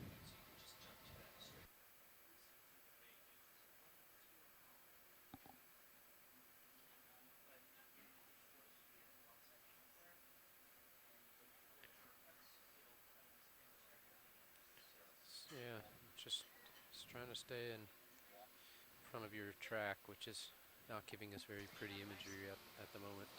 So Todd, this is rolling back in the chair. What have we done, or what are we in proximity of doing? We are almost at waypoint 4, at which point we'll be changing our track back uphill, properly straight uphill, in fact, to the southwest, Roland. Okay. We are shimmying along the contour at the moment between waypoint 3 and waypoint 4. I wanted to get a better angle, Roland, on the slope, so we just continued our track from waypoint 2 and 3 over to 4, so we can move directly upslope for the rest of the dive. All right. Thank you, Science. Roger that. These ridges are scalloped, you know, and I didn't want to keep angling upslope for the rest of the dive. I thought it'd be better to get a direct upslope shot. But Nav, this is watch lead. I want to slow down to 0.1 for the rest of the dive. Thank you. What happened? Shall we look at this guy, Roland, while the ship is stabilizing at the moment? So Sure. get it. Actually, I think we've got this guy a couple times. Probably that shrimp right next to the anemone would be a better target. Copy that. We'll just carry him off the view and head up to the anemone, which is Just to the right. right here.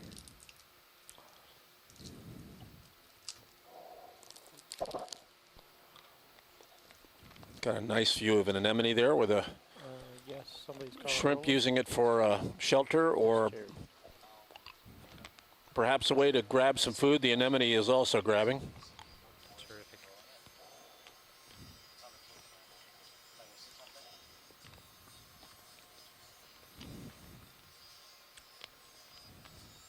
Oop. We good? Are we moving up to the southwest yet, or is that call been made? Yeah, if you guys, I'll send in the call if you're ready to start the move. ROV nav watch Okay. lead. We can start that move anytime at 0.1. Okay. I was thinking of 223, and then 223 at one case tenth of a there's- knot. Yep, yeah. moving They on. just called a one. He asked for 110. Okay.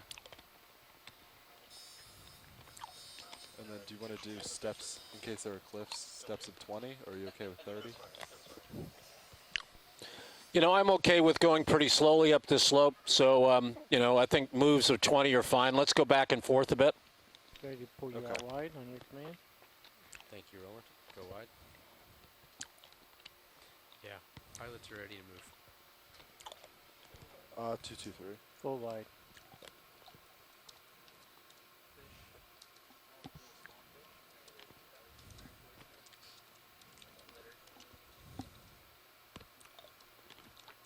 Bridge, this is Nav. Can I put in another move, please? Okay, can I do 20 meters at 223 at 0.1 knots? That's correct.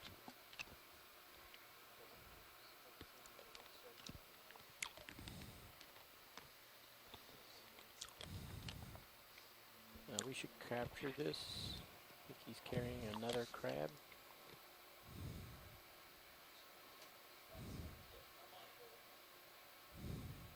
Thank you.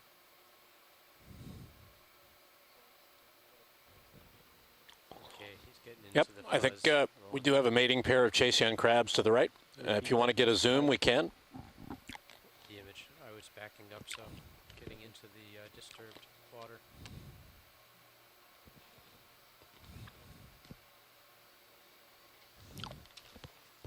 Ready for zoom. Go for zoom. He turned perfectly to hide his partner.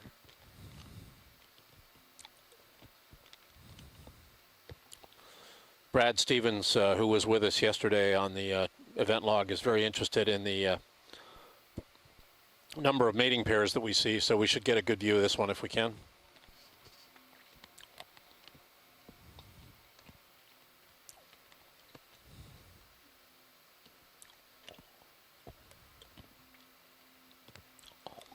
Saw a fair number of mating pairs of chasing crabs in the New England canyons. Apparently there is less evidence for them. They're obviously mating here as well, but there's less visual evidence of it, so. Can you use your sediment filter, Roland? Yeah, it's actually bottomed out.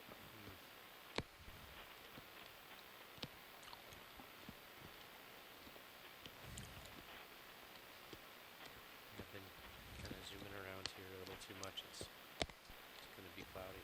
Yeah, go ahead and pull on a little bit more. Okay. I think it's second series has been moving. It's time for me to start up the hill. That's the filter off. All right, Roland, are we full wide? Yes, you are. Thank you.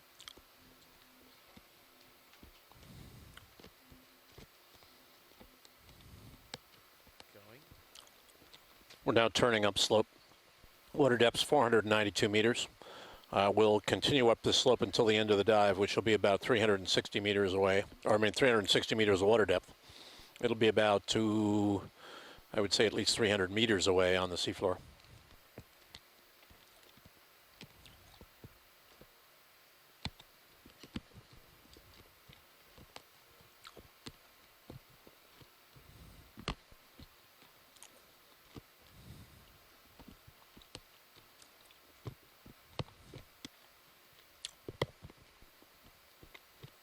Nice Siphonophore there in the view. Still a lot of biology in the water column here.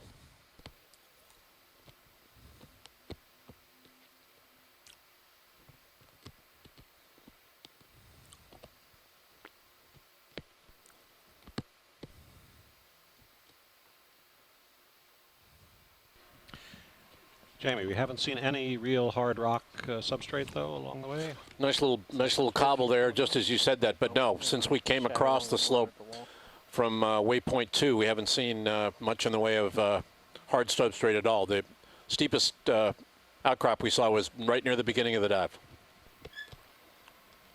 Pilot and Co, are you ready to keep our move steady? Octopus, lower left. Yeah, keep it steady. Unless science wants to look at this octopus in detail. Yeah, we should take a look. Octopus are always of interest. Rolly, you see it? I do. On your command. Go for it. Oh, it's tiny. Well, some of them are quite tiny.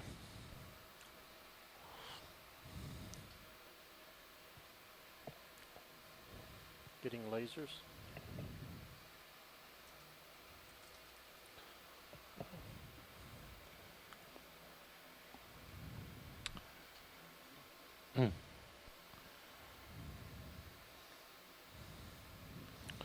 That one's not entirely excited by the fact that we're proximal to it. No. Trying to hide. Well, and even now it seems to be changing color to blend more in with the sediment around it. You can see the color change. It's amazing. Pushing. Whoa! Swim. Goodbye. Up there. Well, it's making it hard on us. He doesn't realize that he could be the star of his own video. Or she. Could be a she. Is this usable, Roland? Yeah, I getting think cloudy. it could be. Do a tight one. Bump down. There you go.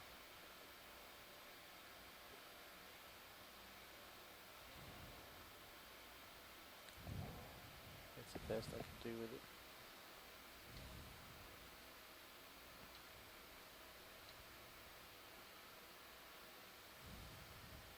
Pulling out, letting go. Not very big. You know, those lasers are 4 inches apart, so that octopus is not bigger than 2 to 3 inches.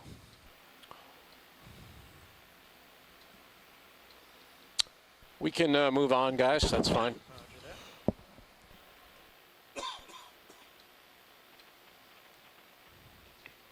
Bridge, this is nav.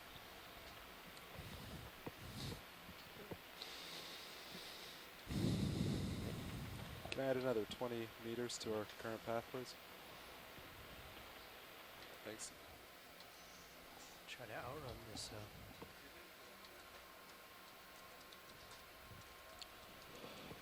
Yeah, Jamie had asked for 0.1 up this slope. That's correct.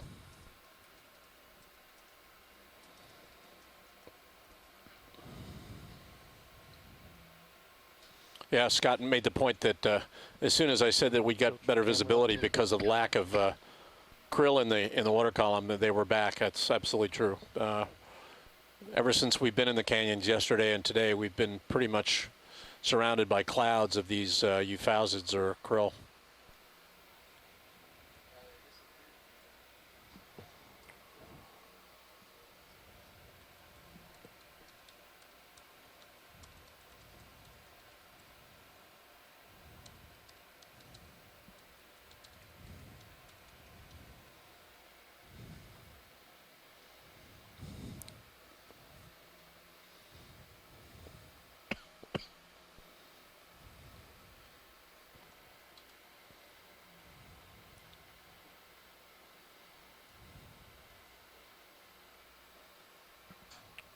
can see how these Chasian crabs are using these irregularities in the superficial geology as burrows. Sometimes they widen them, some change them, but often they're just using ledges and small overhangs to shelter from the surrounding environment.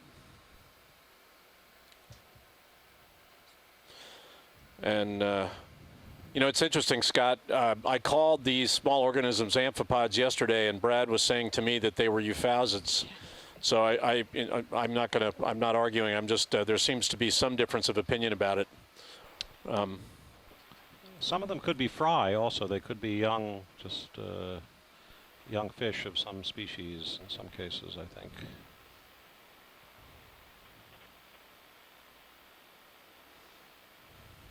Quite a lot of anemone here.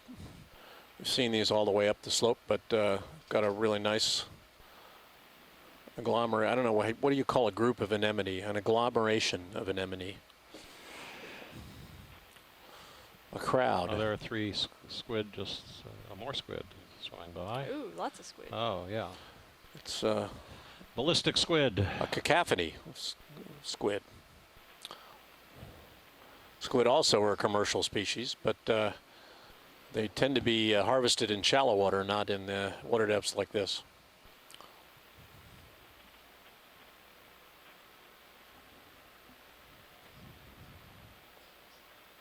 Yeah, Scott acknowledges that we may be looking at mixes of things here. Everybody may be right. There are some amphipods, some euphausids, and as Jesse says, there may be small larval stages of other organisms here as well. But there are a lot of them regardless. We're looking at swarms of organisms.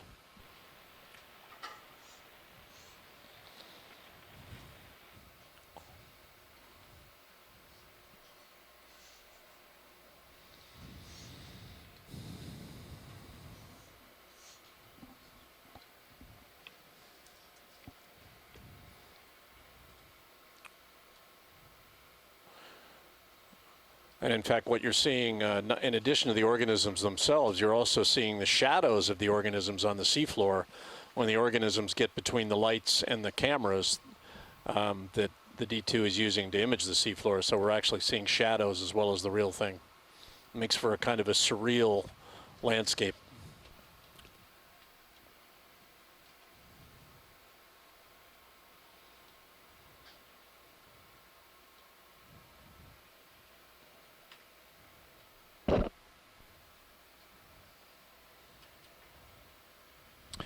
Swarming with life.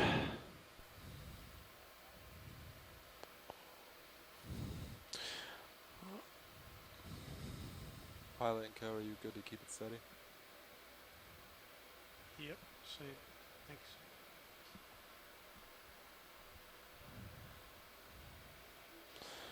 Right. Scott thinks we should just call it the crustacean swarm. It's true. It might be it's a little dramatic, but I have a flair for that. I tend to lean in that direction. And Bob's making a point that this is the scattering layer intersecting the slope, scattering being the scattering of acoustic energy. It's often been viewed, it's been a way to actually map this layer with sound of varying frequencies. U.S. Navy used to be very worried about it because it was actually a good way for things they were hunting, man-made objects they were hunting to hide when they were looking for them with sonar. The Swarm is actually the title of a fiction novel about the oceans that came out about 10 years ago, written by a German named Frank Schatzing. It was a real bestseller in Germany, top of the bestseller lists. It did not do nearly as well in the English-speaking world, but it's a fascinating story about how changes in the oceans lead to problems for humanity, and then finally, in a sense, the oceans attack humanity. Well, and fortunately, humanity changes some of its behavior. And some of the characters, the protagonists in the novel, were real scientists from Germany. Oh well, it's It's like it was like Jaws, you know. Jaws, you know. Robert Benchley wrote this book. Steven Spielberg made a movie, and it was the worst thing that ever happened to sharks. You know, it's every shark. There will be an all-hands meeting for crew only on the mess deck in 5 minutes. All-hands meeting for crew only on the mess deck in 5 minutes. Every shark became a man-eater. All sharks were bad. And in fact, as an apex predator, as the top of the food chain, sharks are often quite beneficial. And very few of them, in fact, are interested or do anything with people. So it's, but you couldn't have proven that the summer of 1974 when I was a brand new student and involved with the filming of Jaws. There was Jaws mania everywhere, and I'm convinced that Steven Spielberg, in fact, we saw more large sharks off my house on Martha's Vineyard that summer than I have seen before or since. And I think Steven Spielberg was out on a boat at night letting them loose so that there was shark mania going on. One of the first showings of the film was on the vineyard that summer because it had been filmed there. And we all went to it and were suitably aghast at how. But the thing that makes that movie so good is that, of course, there were 3 sharks. They were all mechanical. They were all named Bruce, and none of them worked. So Spielberg had to improvise, and so you don't actually see anything that resembles the mechanical shark until about 2/3 of the way through the movie. And that's, of course, what makes the movie so scary, is that you know that it's a shark that's creating all the mayhem, but you can't see it. So. I don't think we've Got a nice recorded set those of quill worms tubes yet, here. which usually include a worm pulling Their on tracks, the you can sort of see the tracks they make. Slow down here a little bit. Is that one right in the? What is that right in the center, Yep. sticking out? Yeah, is that? Yeah, in the swarm, of course, sharks do attack swimmers. Jellyfish do. The whales attack whale watching boats, and then finally crabs overrun New York and Washington D.C. Well, that's Trying to get the one which is really the only part of it that I would actually be in favor of, crabs overrunning Washington, D.C. So that the red crabs, the Chaseons, Right. they come up from all the canyons. Right. But the swarm idea is that finally all of ocean life is networked in They've some had way. enough. They've had enough. And they right. communicate with one another. And Well, it's, you know, Alfred Hitchcock had it with birds, you know, and so these things tend to be primal fears in humans, that the animals all around them stop taking our impingement on environment and everything and fight back. So it's I think there's a hidden fear of a lot of folks. In my case, it's moles and voles in my yard in Martha's Vineyard. If I could actually, if I could put tactical nukes out in my yard, I would do it to take care of the moles and voles. But they're winning. zoom in on cereals. I have used all kinds of devices to deter them to no obvious effect. A lot of squid there. beautiful. Got a Look at whole this. Wow. a squid, a clutch of squid. Submerged America. Look at this, fellow viewers. A spectacular, spectacular sequence here. Now they must, in fact, be feeding on these smaller organisms as well, right? I mean, they're Yes. partially They cleared out they're the ball as predators. well as above the ROV. Yeah, you can see in the way they swim that they're.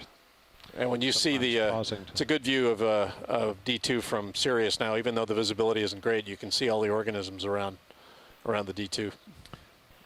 Yeah, the squid may be benefiting from the light from the D2 right on the swarm of the very small animals. They're certainly attracted to light. That's one of the ways that we catch squid on the surface is we shine a light down into the water, and they're certainly attracted to the light. Now So when those guys swim in front of your light. look at all the trace fossils on that sediment. That's been completely tracked over with crabs and other organisms that like to move across the sediment. You know, one thing we haven't seen, though, are holothurians. I haven't seen any sea cucumbers at all, and there were parts of the dives in the Gulf of Mexico. There were holothurians everywhere, and certainly in some of the New England canyons we saw a lot of them as well. I haven't seen one so far. That's an unworm. Our colleague Bob Barely Carney out has on the marvelous top. footage of an Anipniastes. Very tip us in. We had wonderful Anipniastes footage last April in the Gulf of Mexico as well, feeding. Fabulous, with their multiple appendages just feeding on the sediments. You should go take a look at one of the highlights of our Anipniastes in April. Wonderful. That's great close-up. Yeah. The quillworm there. The light changing is actually the creel taking over the lights. Yeah, that's right. We're just seeing a lot of flickering of the light caused by shadows of these amphipods slash euphausids slash other things. The swarm. Yep. Can we have HD2 look at the lights? Just to sort of capture that. Bob Carney's making the point that he thinks this is a little shallow for a lot of holothurians. Fair enough. We're in a water depth here, the D2 of 465 meters. This is a little more shallow than we often get on the Okeanos. Cloud, and then we'll stop and look at something else. And we've got time here, I think, gentlemen, to move a little left and right. So if you want to do that too, we can. Okay, Jamie. Back left? All right.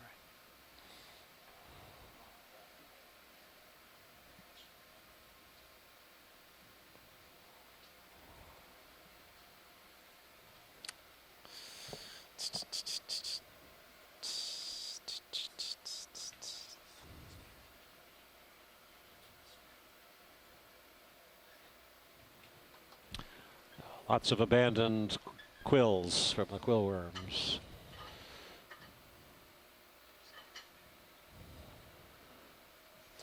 Bob makes the further point that holothurians are very abundant and diverse in shallow tropics and the deep ocean, but that the temperate shallow ocean has very few. Well, thank you for that, Bob. We appreciate that. Is the water temperature here still in the 5-6 degrees centigrade range? Wait a minute. Sorry. Is this a different species of crab? This is certainly not a red crab. It looks like about 6.7 degrees centigrade here, bottom temperature. Look, maybe a golden crab, which is also the same. It's a brachyurian, the same. They've got a squid in the claws. Or do you think it's just? Oh yeah. I think they're feeding on a squid. We might want to get a closer look at that, gentlemen, if we've got the time. Now 3 crabs feeding on. Looks a squid. like we've got a feeding frenzy underway here. One of the squids got unlucky. And that's you're seeing 2 Chaseon crabs and that golden crab now is coming in on the game here.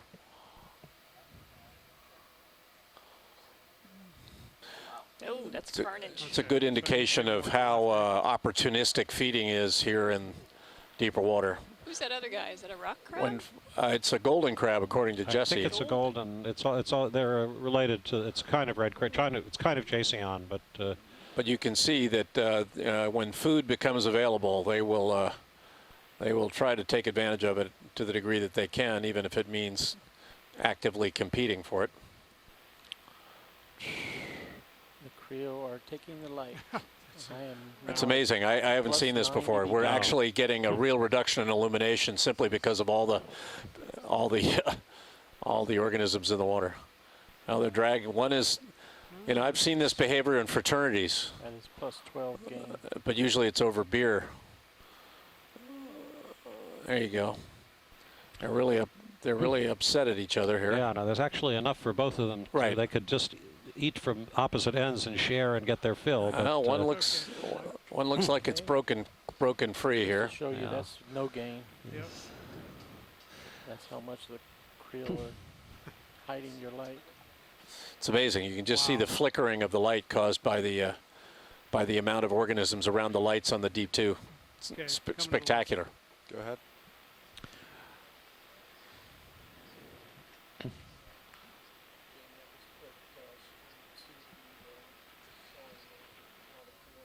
Yeah, that's great, Roland. Thanks. I think that's a good idea. It gives people an idea of what we're up against in terms of illumination with the D2 now. So that's actually going out to the world. Okay, thanks. That's the swarm. Clearly, these organisms are in part attracted to the light. So anybody who's been on the ocean at night with a full moon will often see how much the surface ocean is populated with small organisms during a lunar cycle when the moon is full on a cloudless night. You could often, certainly, we're making our own moon down on the seafloor right now. Please pardon the interruption. Your conference contains less than 3 participants at this time. If you would like to continue, press star 1 now, or the conference will be terminated.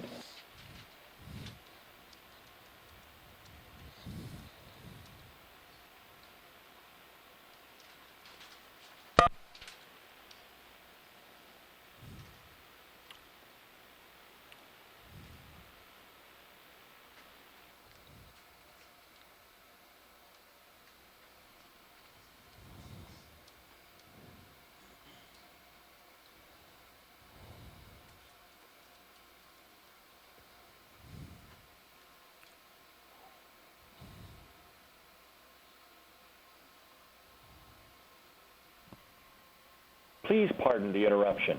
Your conference contains less than 3 participants at this time.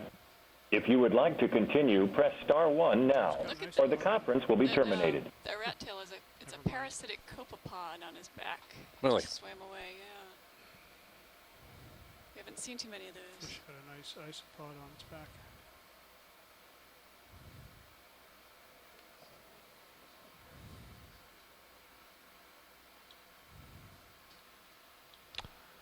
One can't see how light the sediment is. Yeah, it's very, very soft, so it doesn't take much disturbance, and we do our best not to do that. But if the sediment is really soupy, it's hard to avoid at least a little bit of that. And when we're going very slowly, that also can be an issue. We can kick up things because we're zooming in and stopping and looking at things.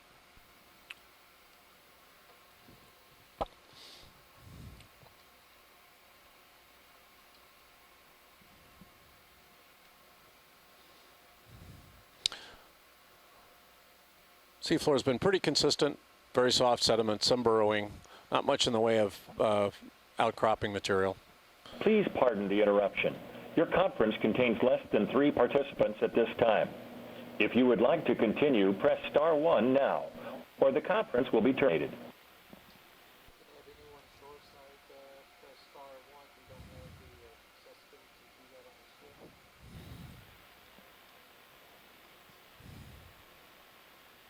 Okay.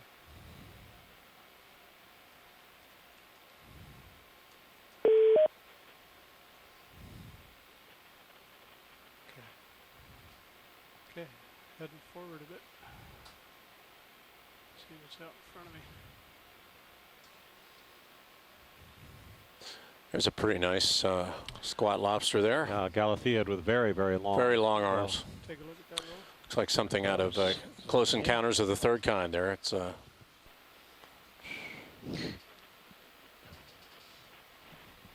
The conference is being terminated. Well, we have just lost our telecon line, but we are still up and out on the internet and on the event log, so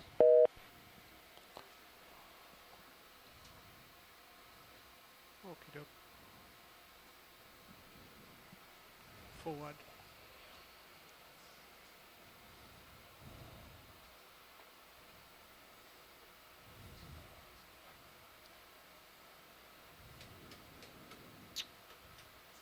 Yeah. If we want to do that, I think I'd like to see where I'm going.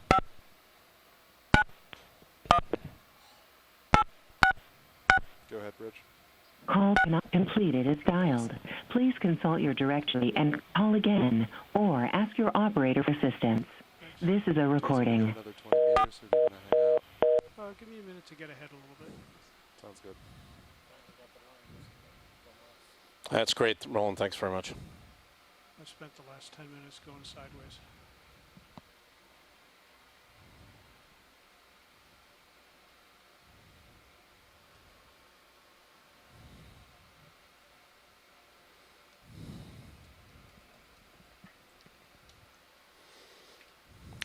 This is the Okeanos Explorer. We're still climbing a ridge or col on the south flank of Washington Canyon.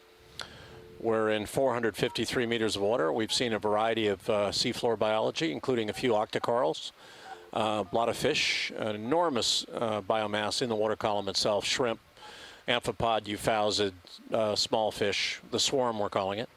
And it's actually so thick around the lights of the Deep Discoverer that you're actually seeing a shimmering effect in our videos of the seafloor, and that's caused by the degree of blocking of the lights by the organisms around those lights.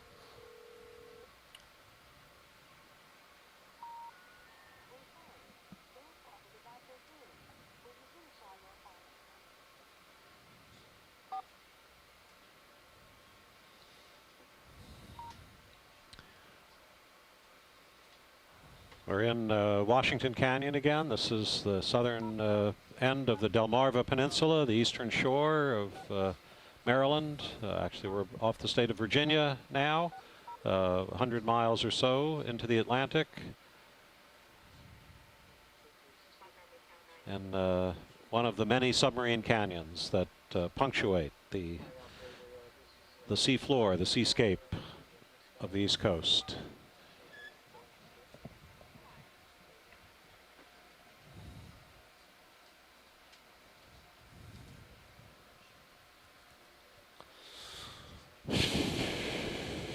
That really is a surreal effect created by the biology around the lights. It makes the entire video look like it's shimmering.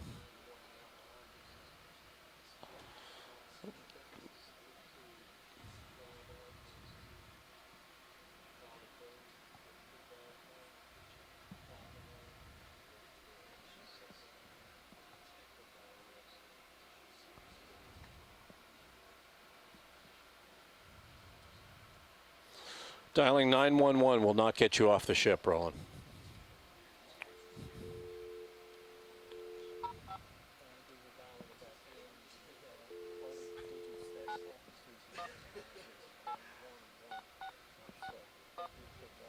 You know, when your microphone is open, I can hear the teleconference and everything else. It's kind of weird. Yeah. In the background, I've got maybe OKEX or something that I hear.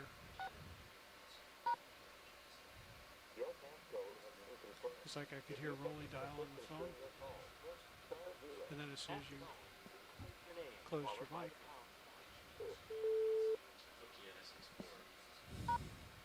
More Chasseon crabs, another shrimp. And that shrimp had better stay clear of those Chasseon crabs, or it's curtains. Conference call has been reestablished, and we have 3 other callers on the line. Thank you, Brian. Or Roland. Roland Brian. Thank you.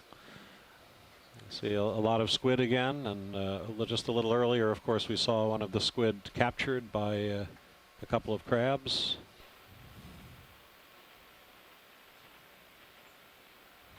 Hermit crab.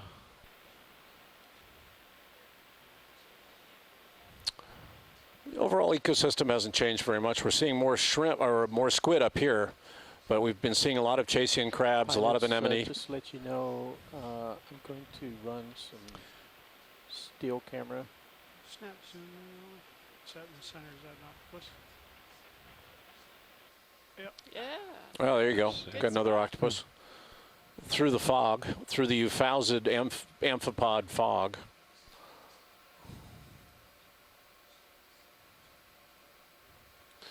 I was snorkeling in the Dry Tortugas, and we were in a cloud of silver sides that look exactly like this. You couldn't see your hand in front of your face. It was that thick. Okay. The strobes. D2 froze, so I'm restarting the sonar. There's another one. Thanks. Right Yep. Yeah, more there. octopus. Another one. Yep. They're everywhere. Wow. It's a conference. Okay, how deep are we now? 441 meters. Okay, so there's a Yeah, I think so. Somehow one crosses a border around 450, and the octopus seem to suddenly to be abundant.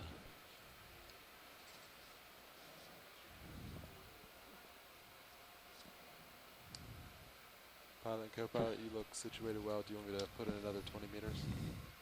Yeah. Thanks. Thanks, Nat.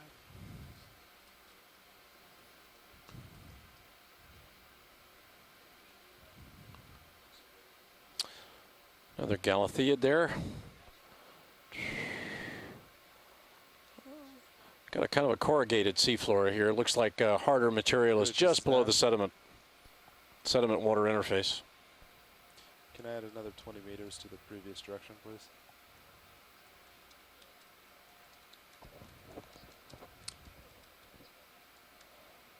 Yeah, is that better?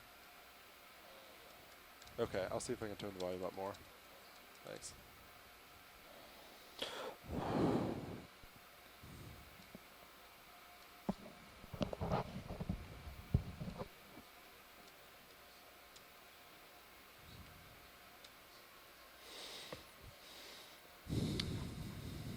We've been seeing these anemones all day.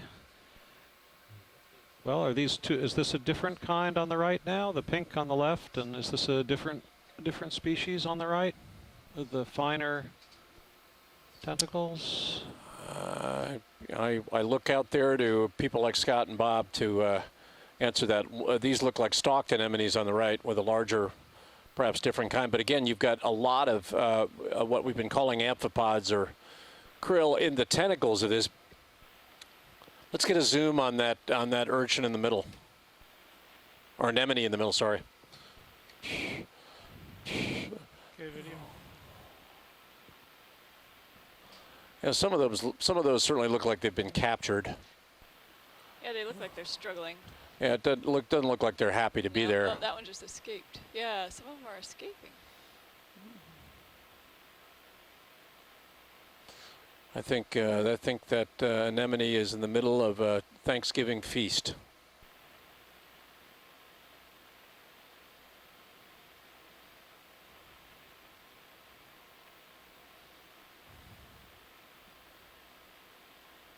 Yeah, they're definitely trying to get out of there. Yes. Yeah, that.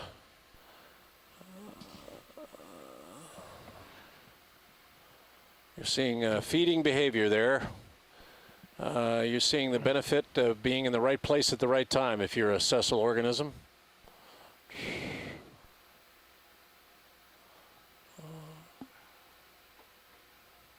Pulling full wide. I think we've got enough of it. And I'm at +9 gain. And again, not a very large organism, only 3 or 4 inches across.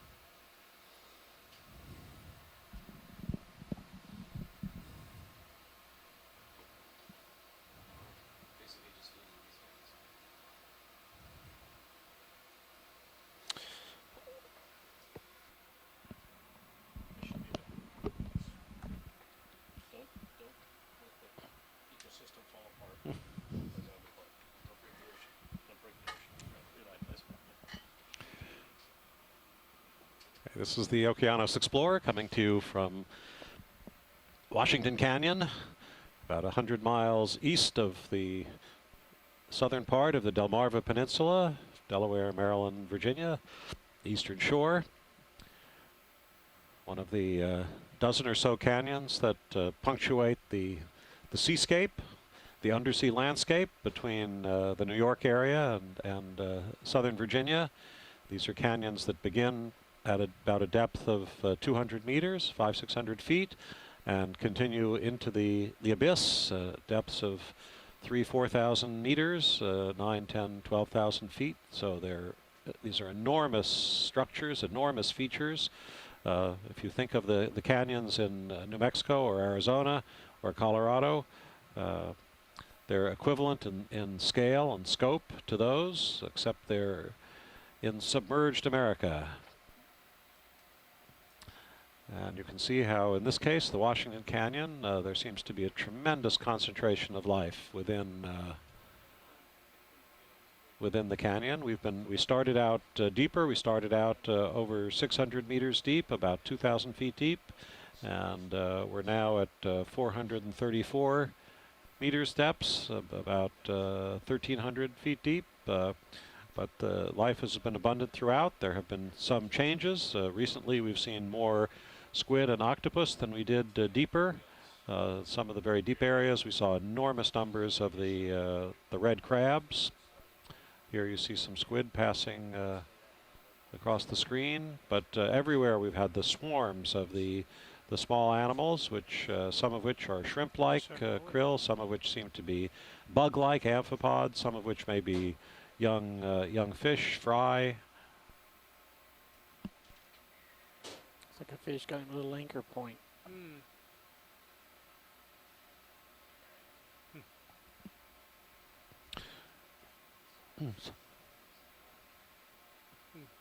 Fish. So the squid are making this dust cloud. As we see, the squid themselves, like the Deep Discoverer, can create dust clouds. They have enough. Their propulsion is powerful enough that they can stir up the sediment.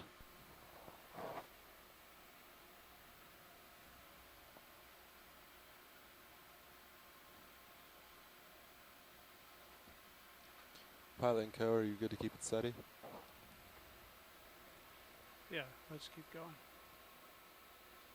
Seems to be flattening out a bit here. Bridge, this is Nav. Can you add an additional 20 meters, please?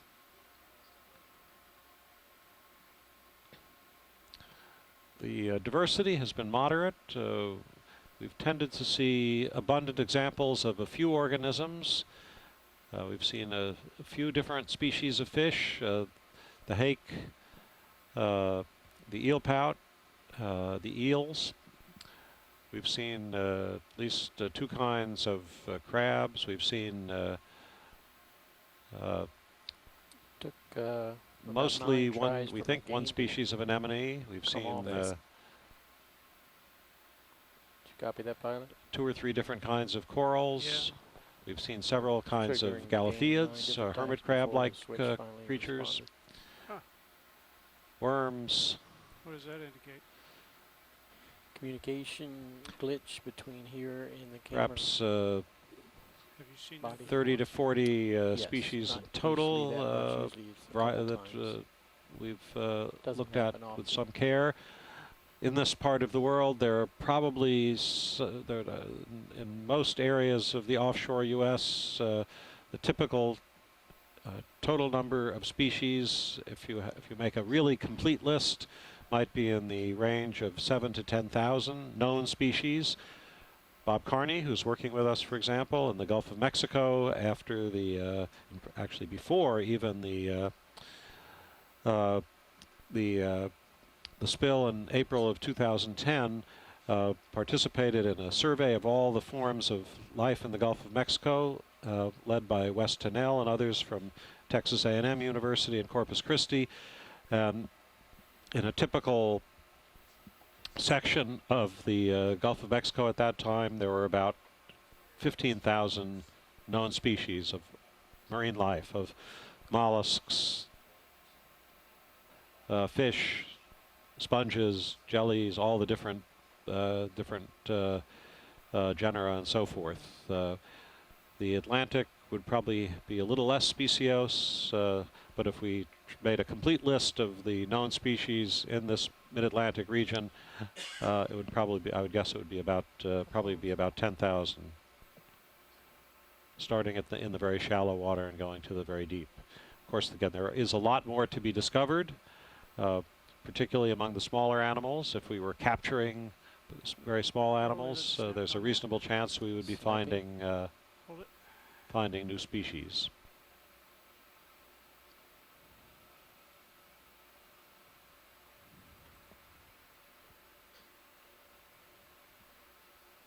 Go in a little more. Hold it.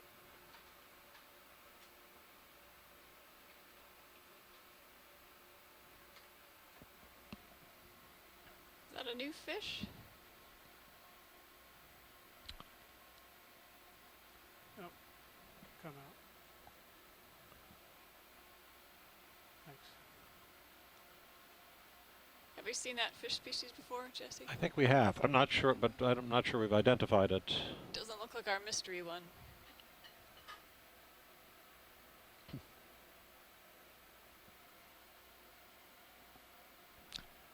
We need Michael Vecchione or one of our fish experts to help out.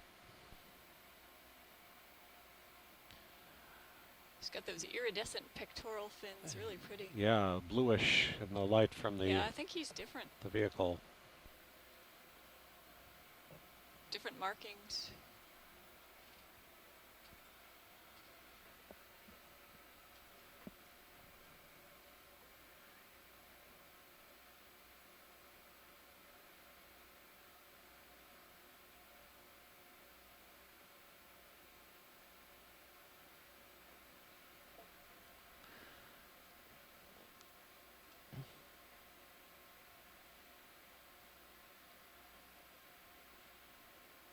There may be some temperature effect from the lights as well, of course. There may be some warming of the water as well as the illumination that occurs, at least if only momentarily, as the ROV passes by. Looks like he's decorated for Christmas.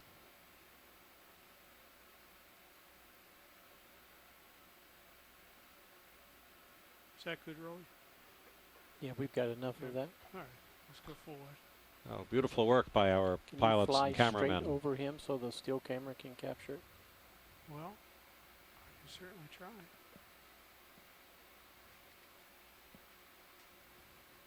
Looks like he has a buddy Would over you like to the right see the there. still camera on your right monitor as you go by? Sure, that'd be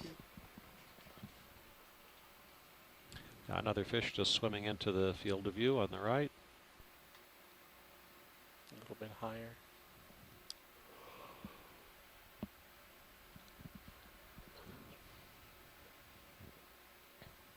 We're going to get up to this waypoint 5. And then we're going to pull the vehicles up and do a mid-water transit got it. down to waypoint 6. I don't want to get any shallower. Great. Okay.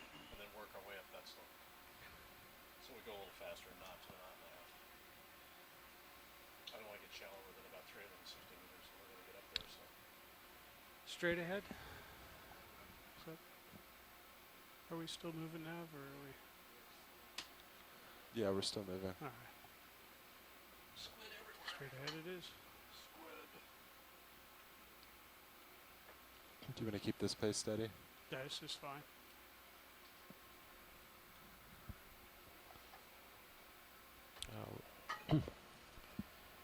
Ridge, this is nav.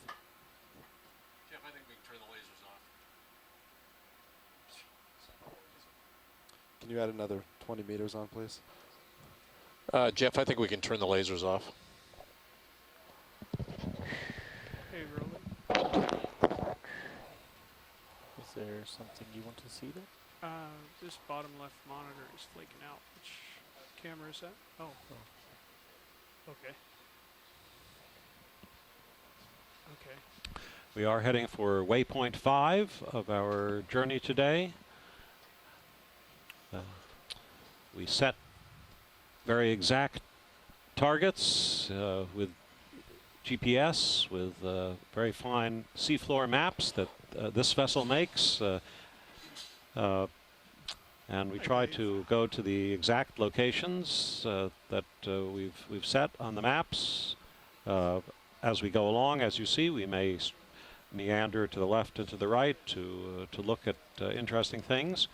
But we do have an overall track. After waypoint 5, we have 2 more points that we hope to reach today, waypoint 6 and waypoint 7. We will accelerate a little bit and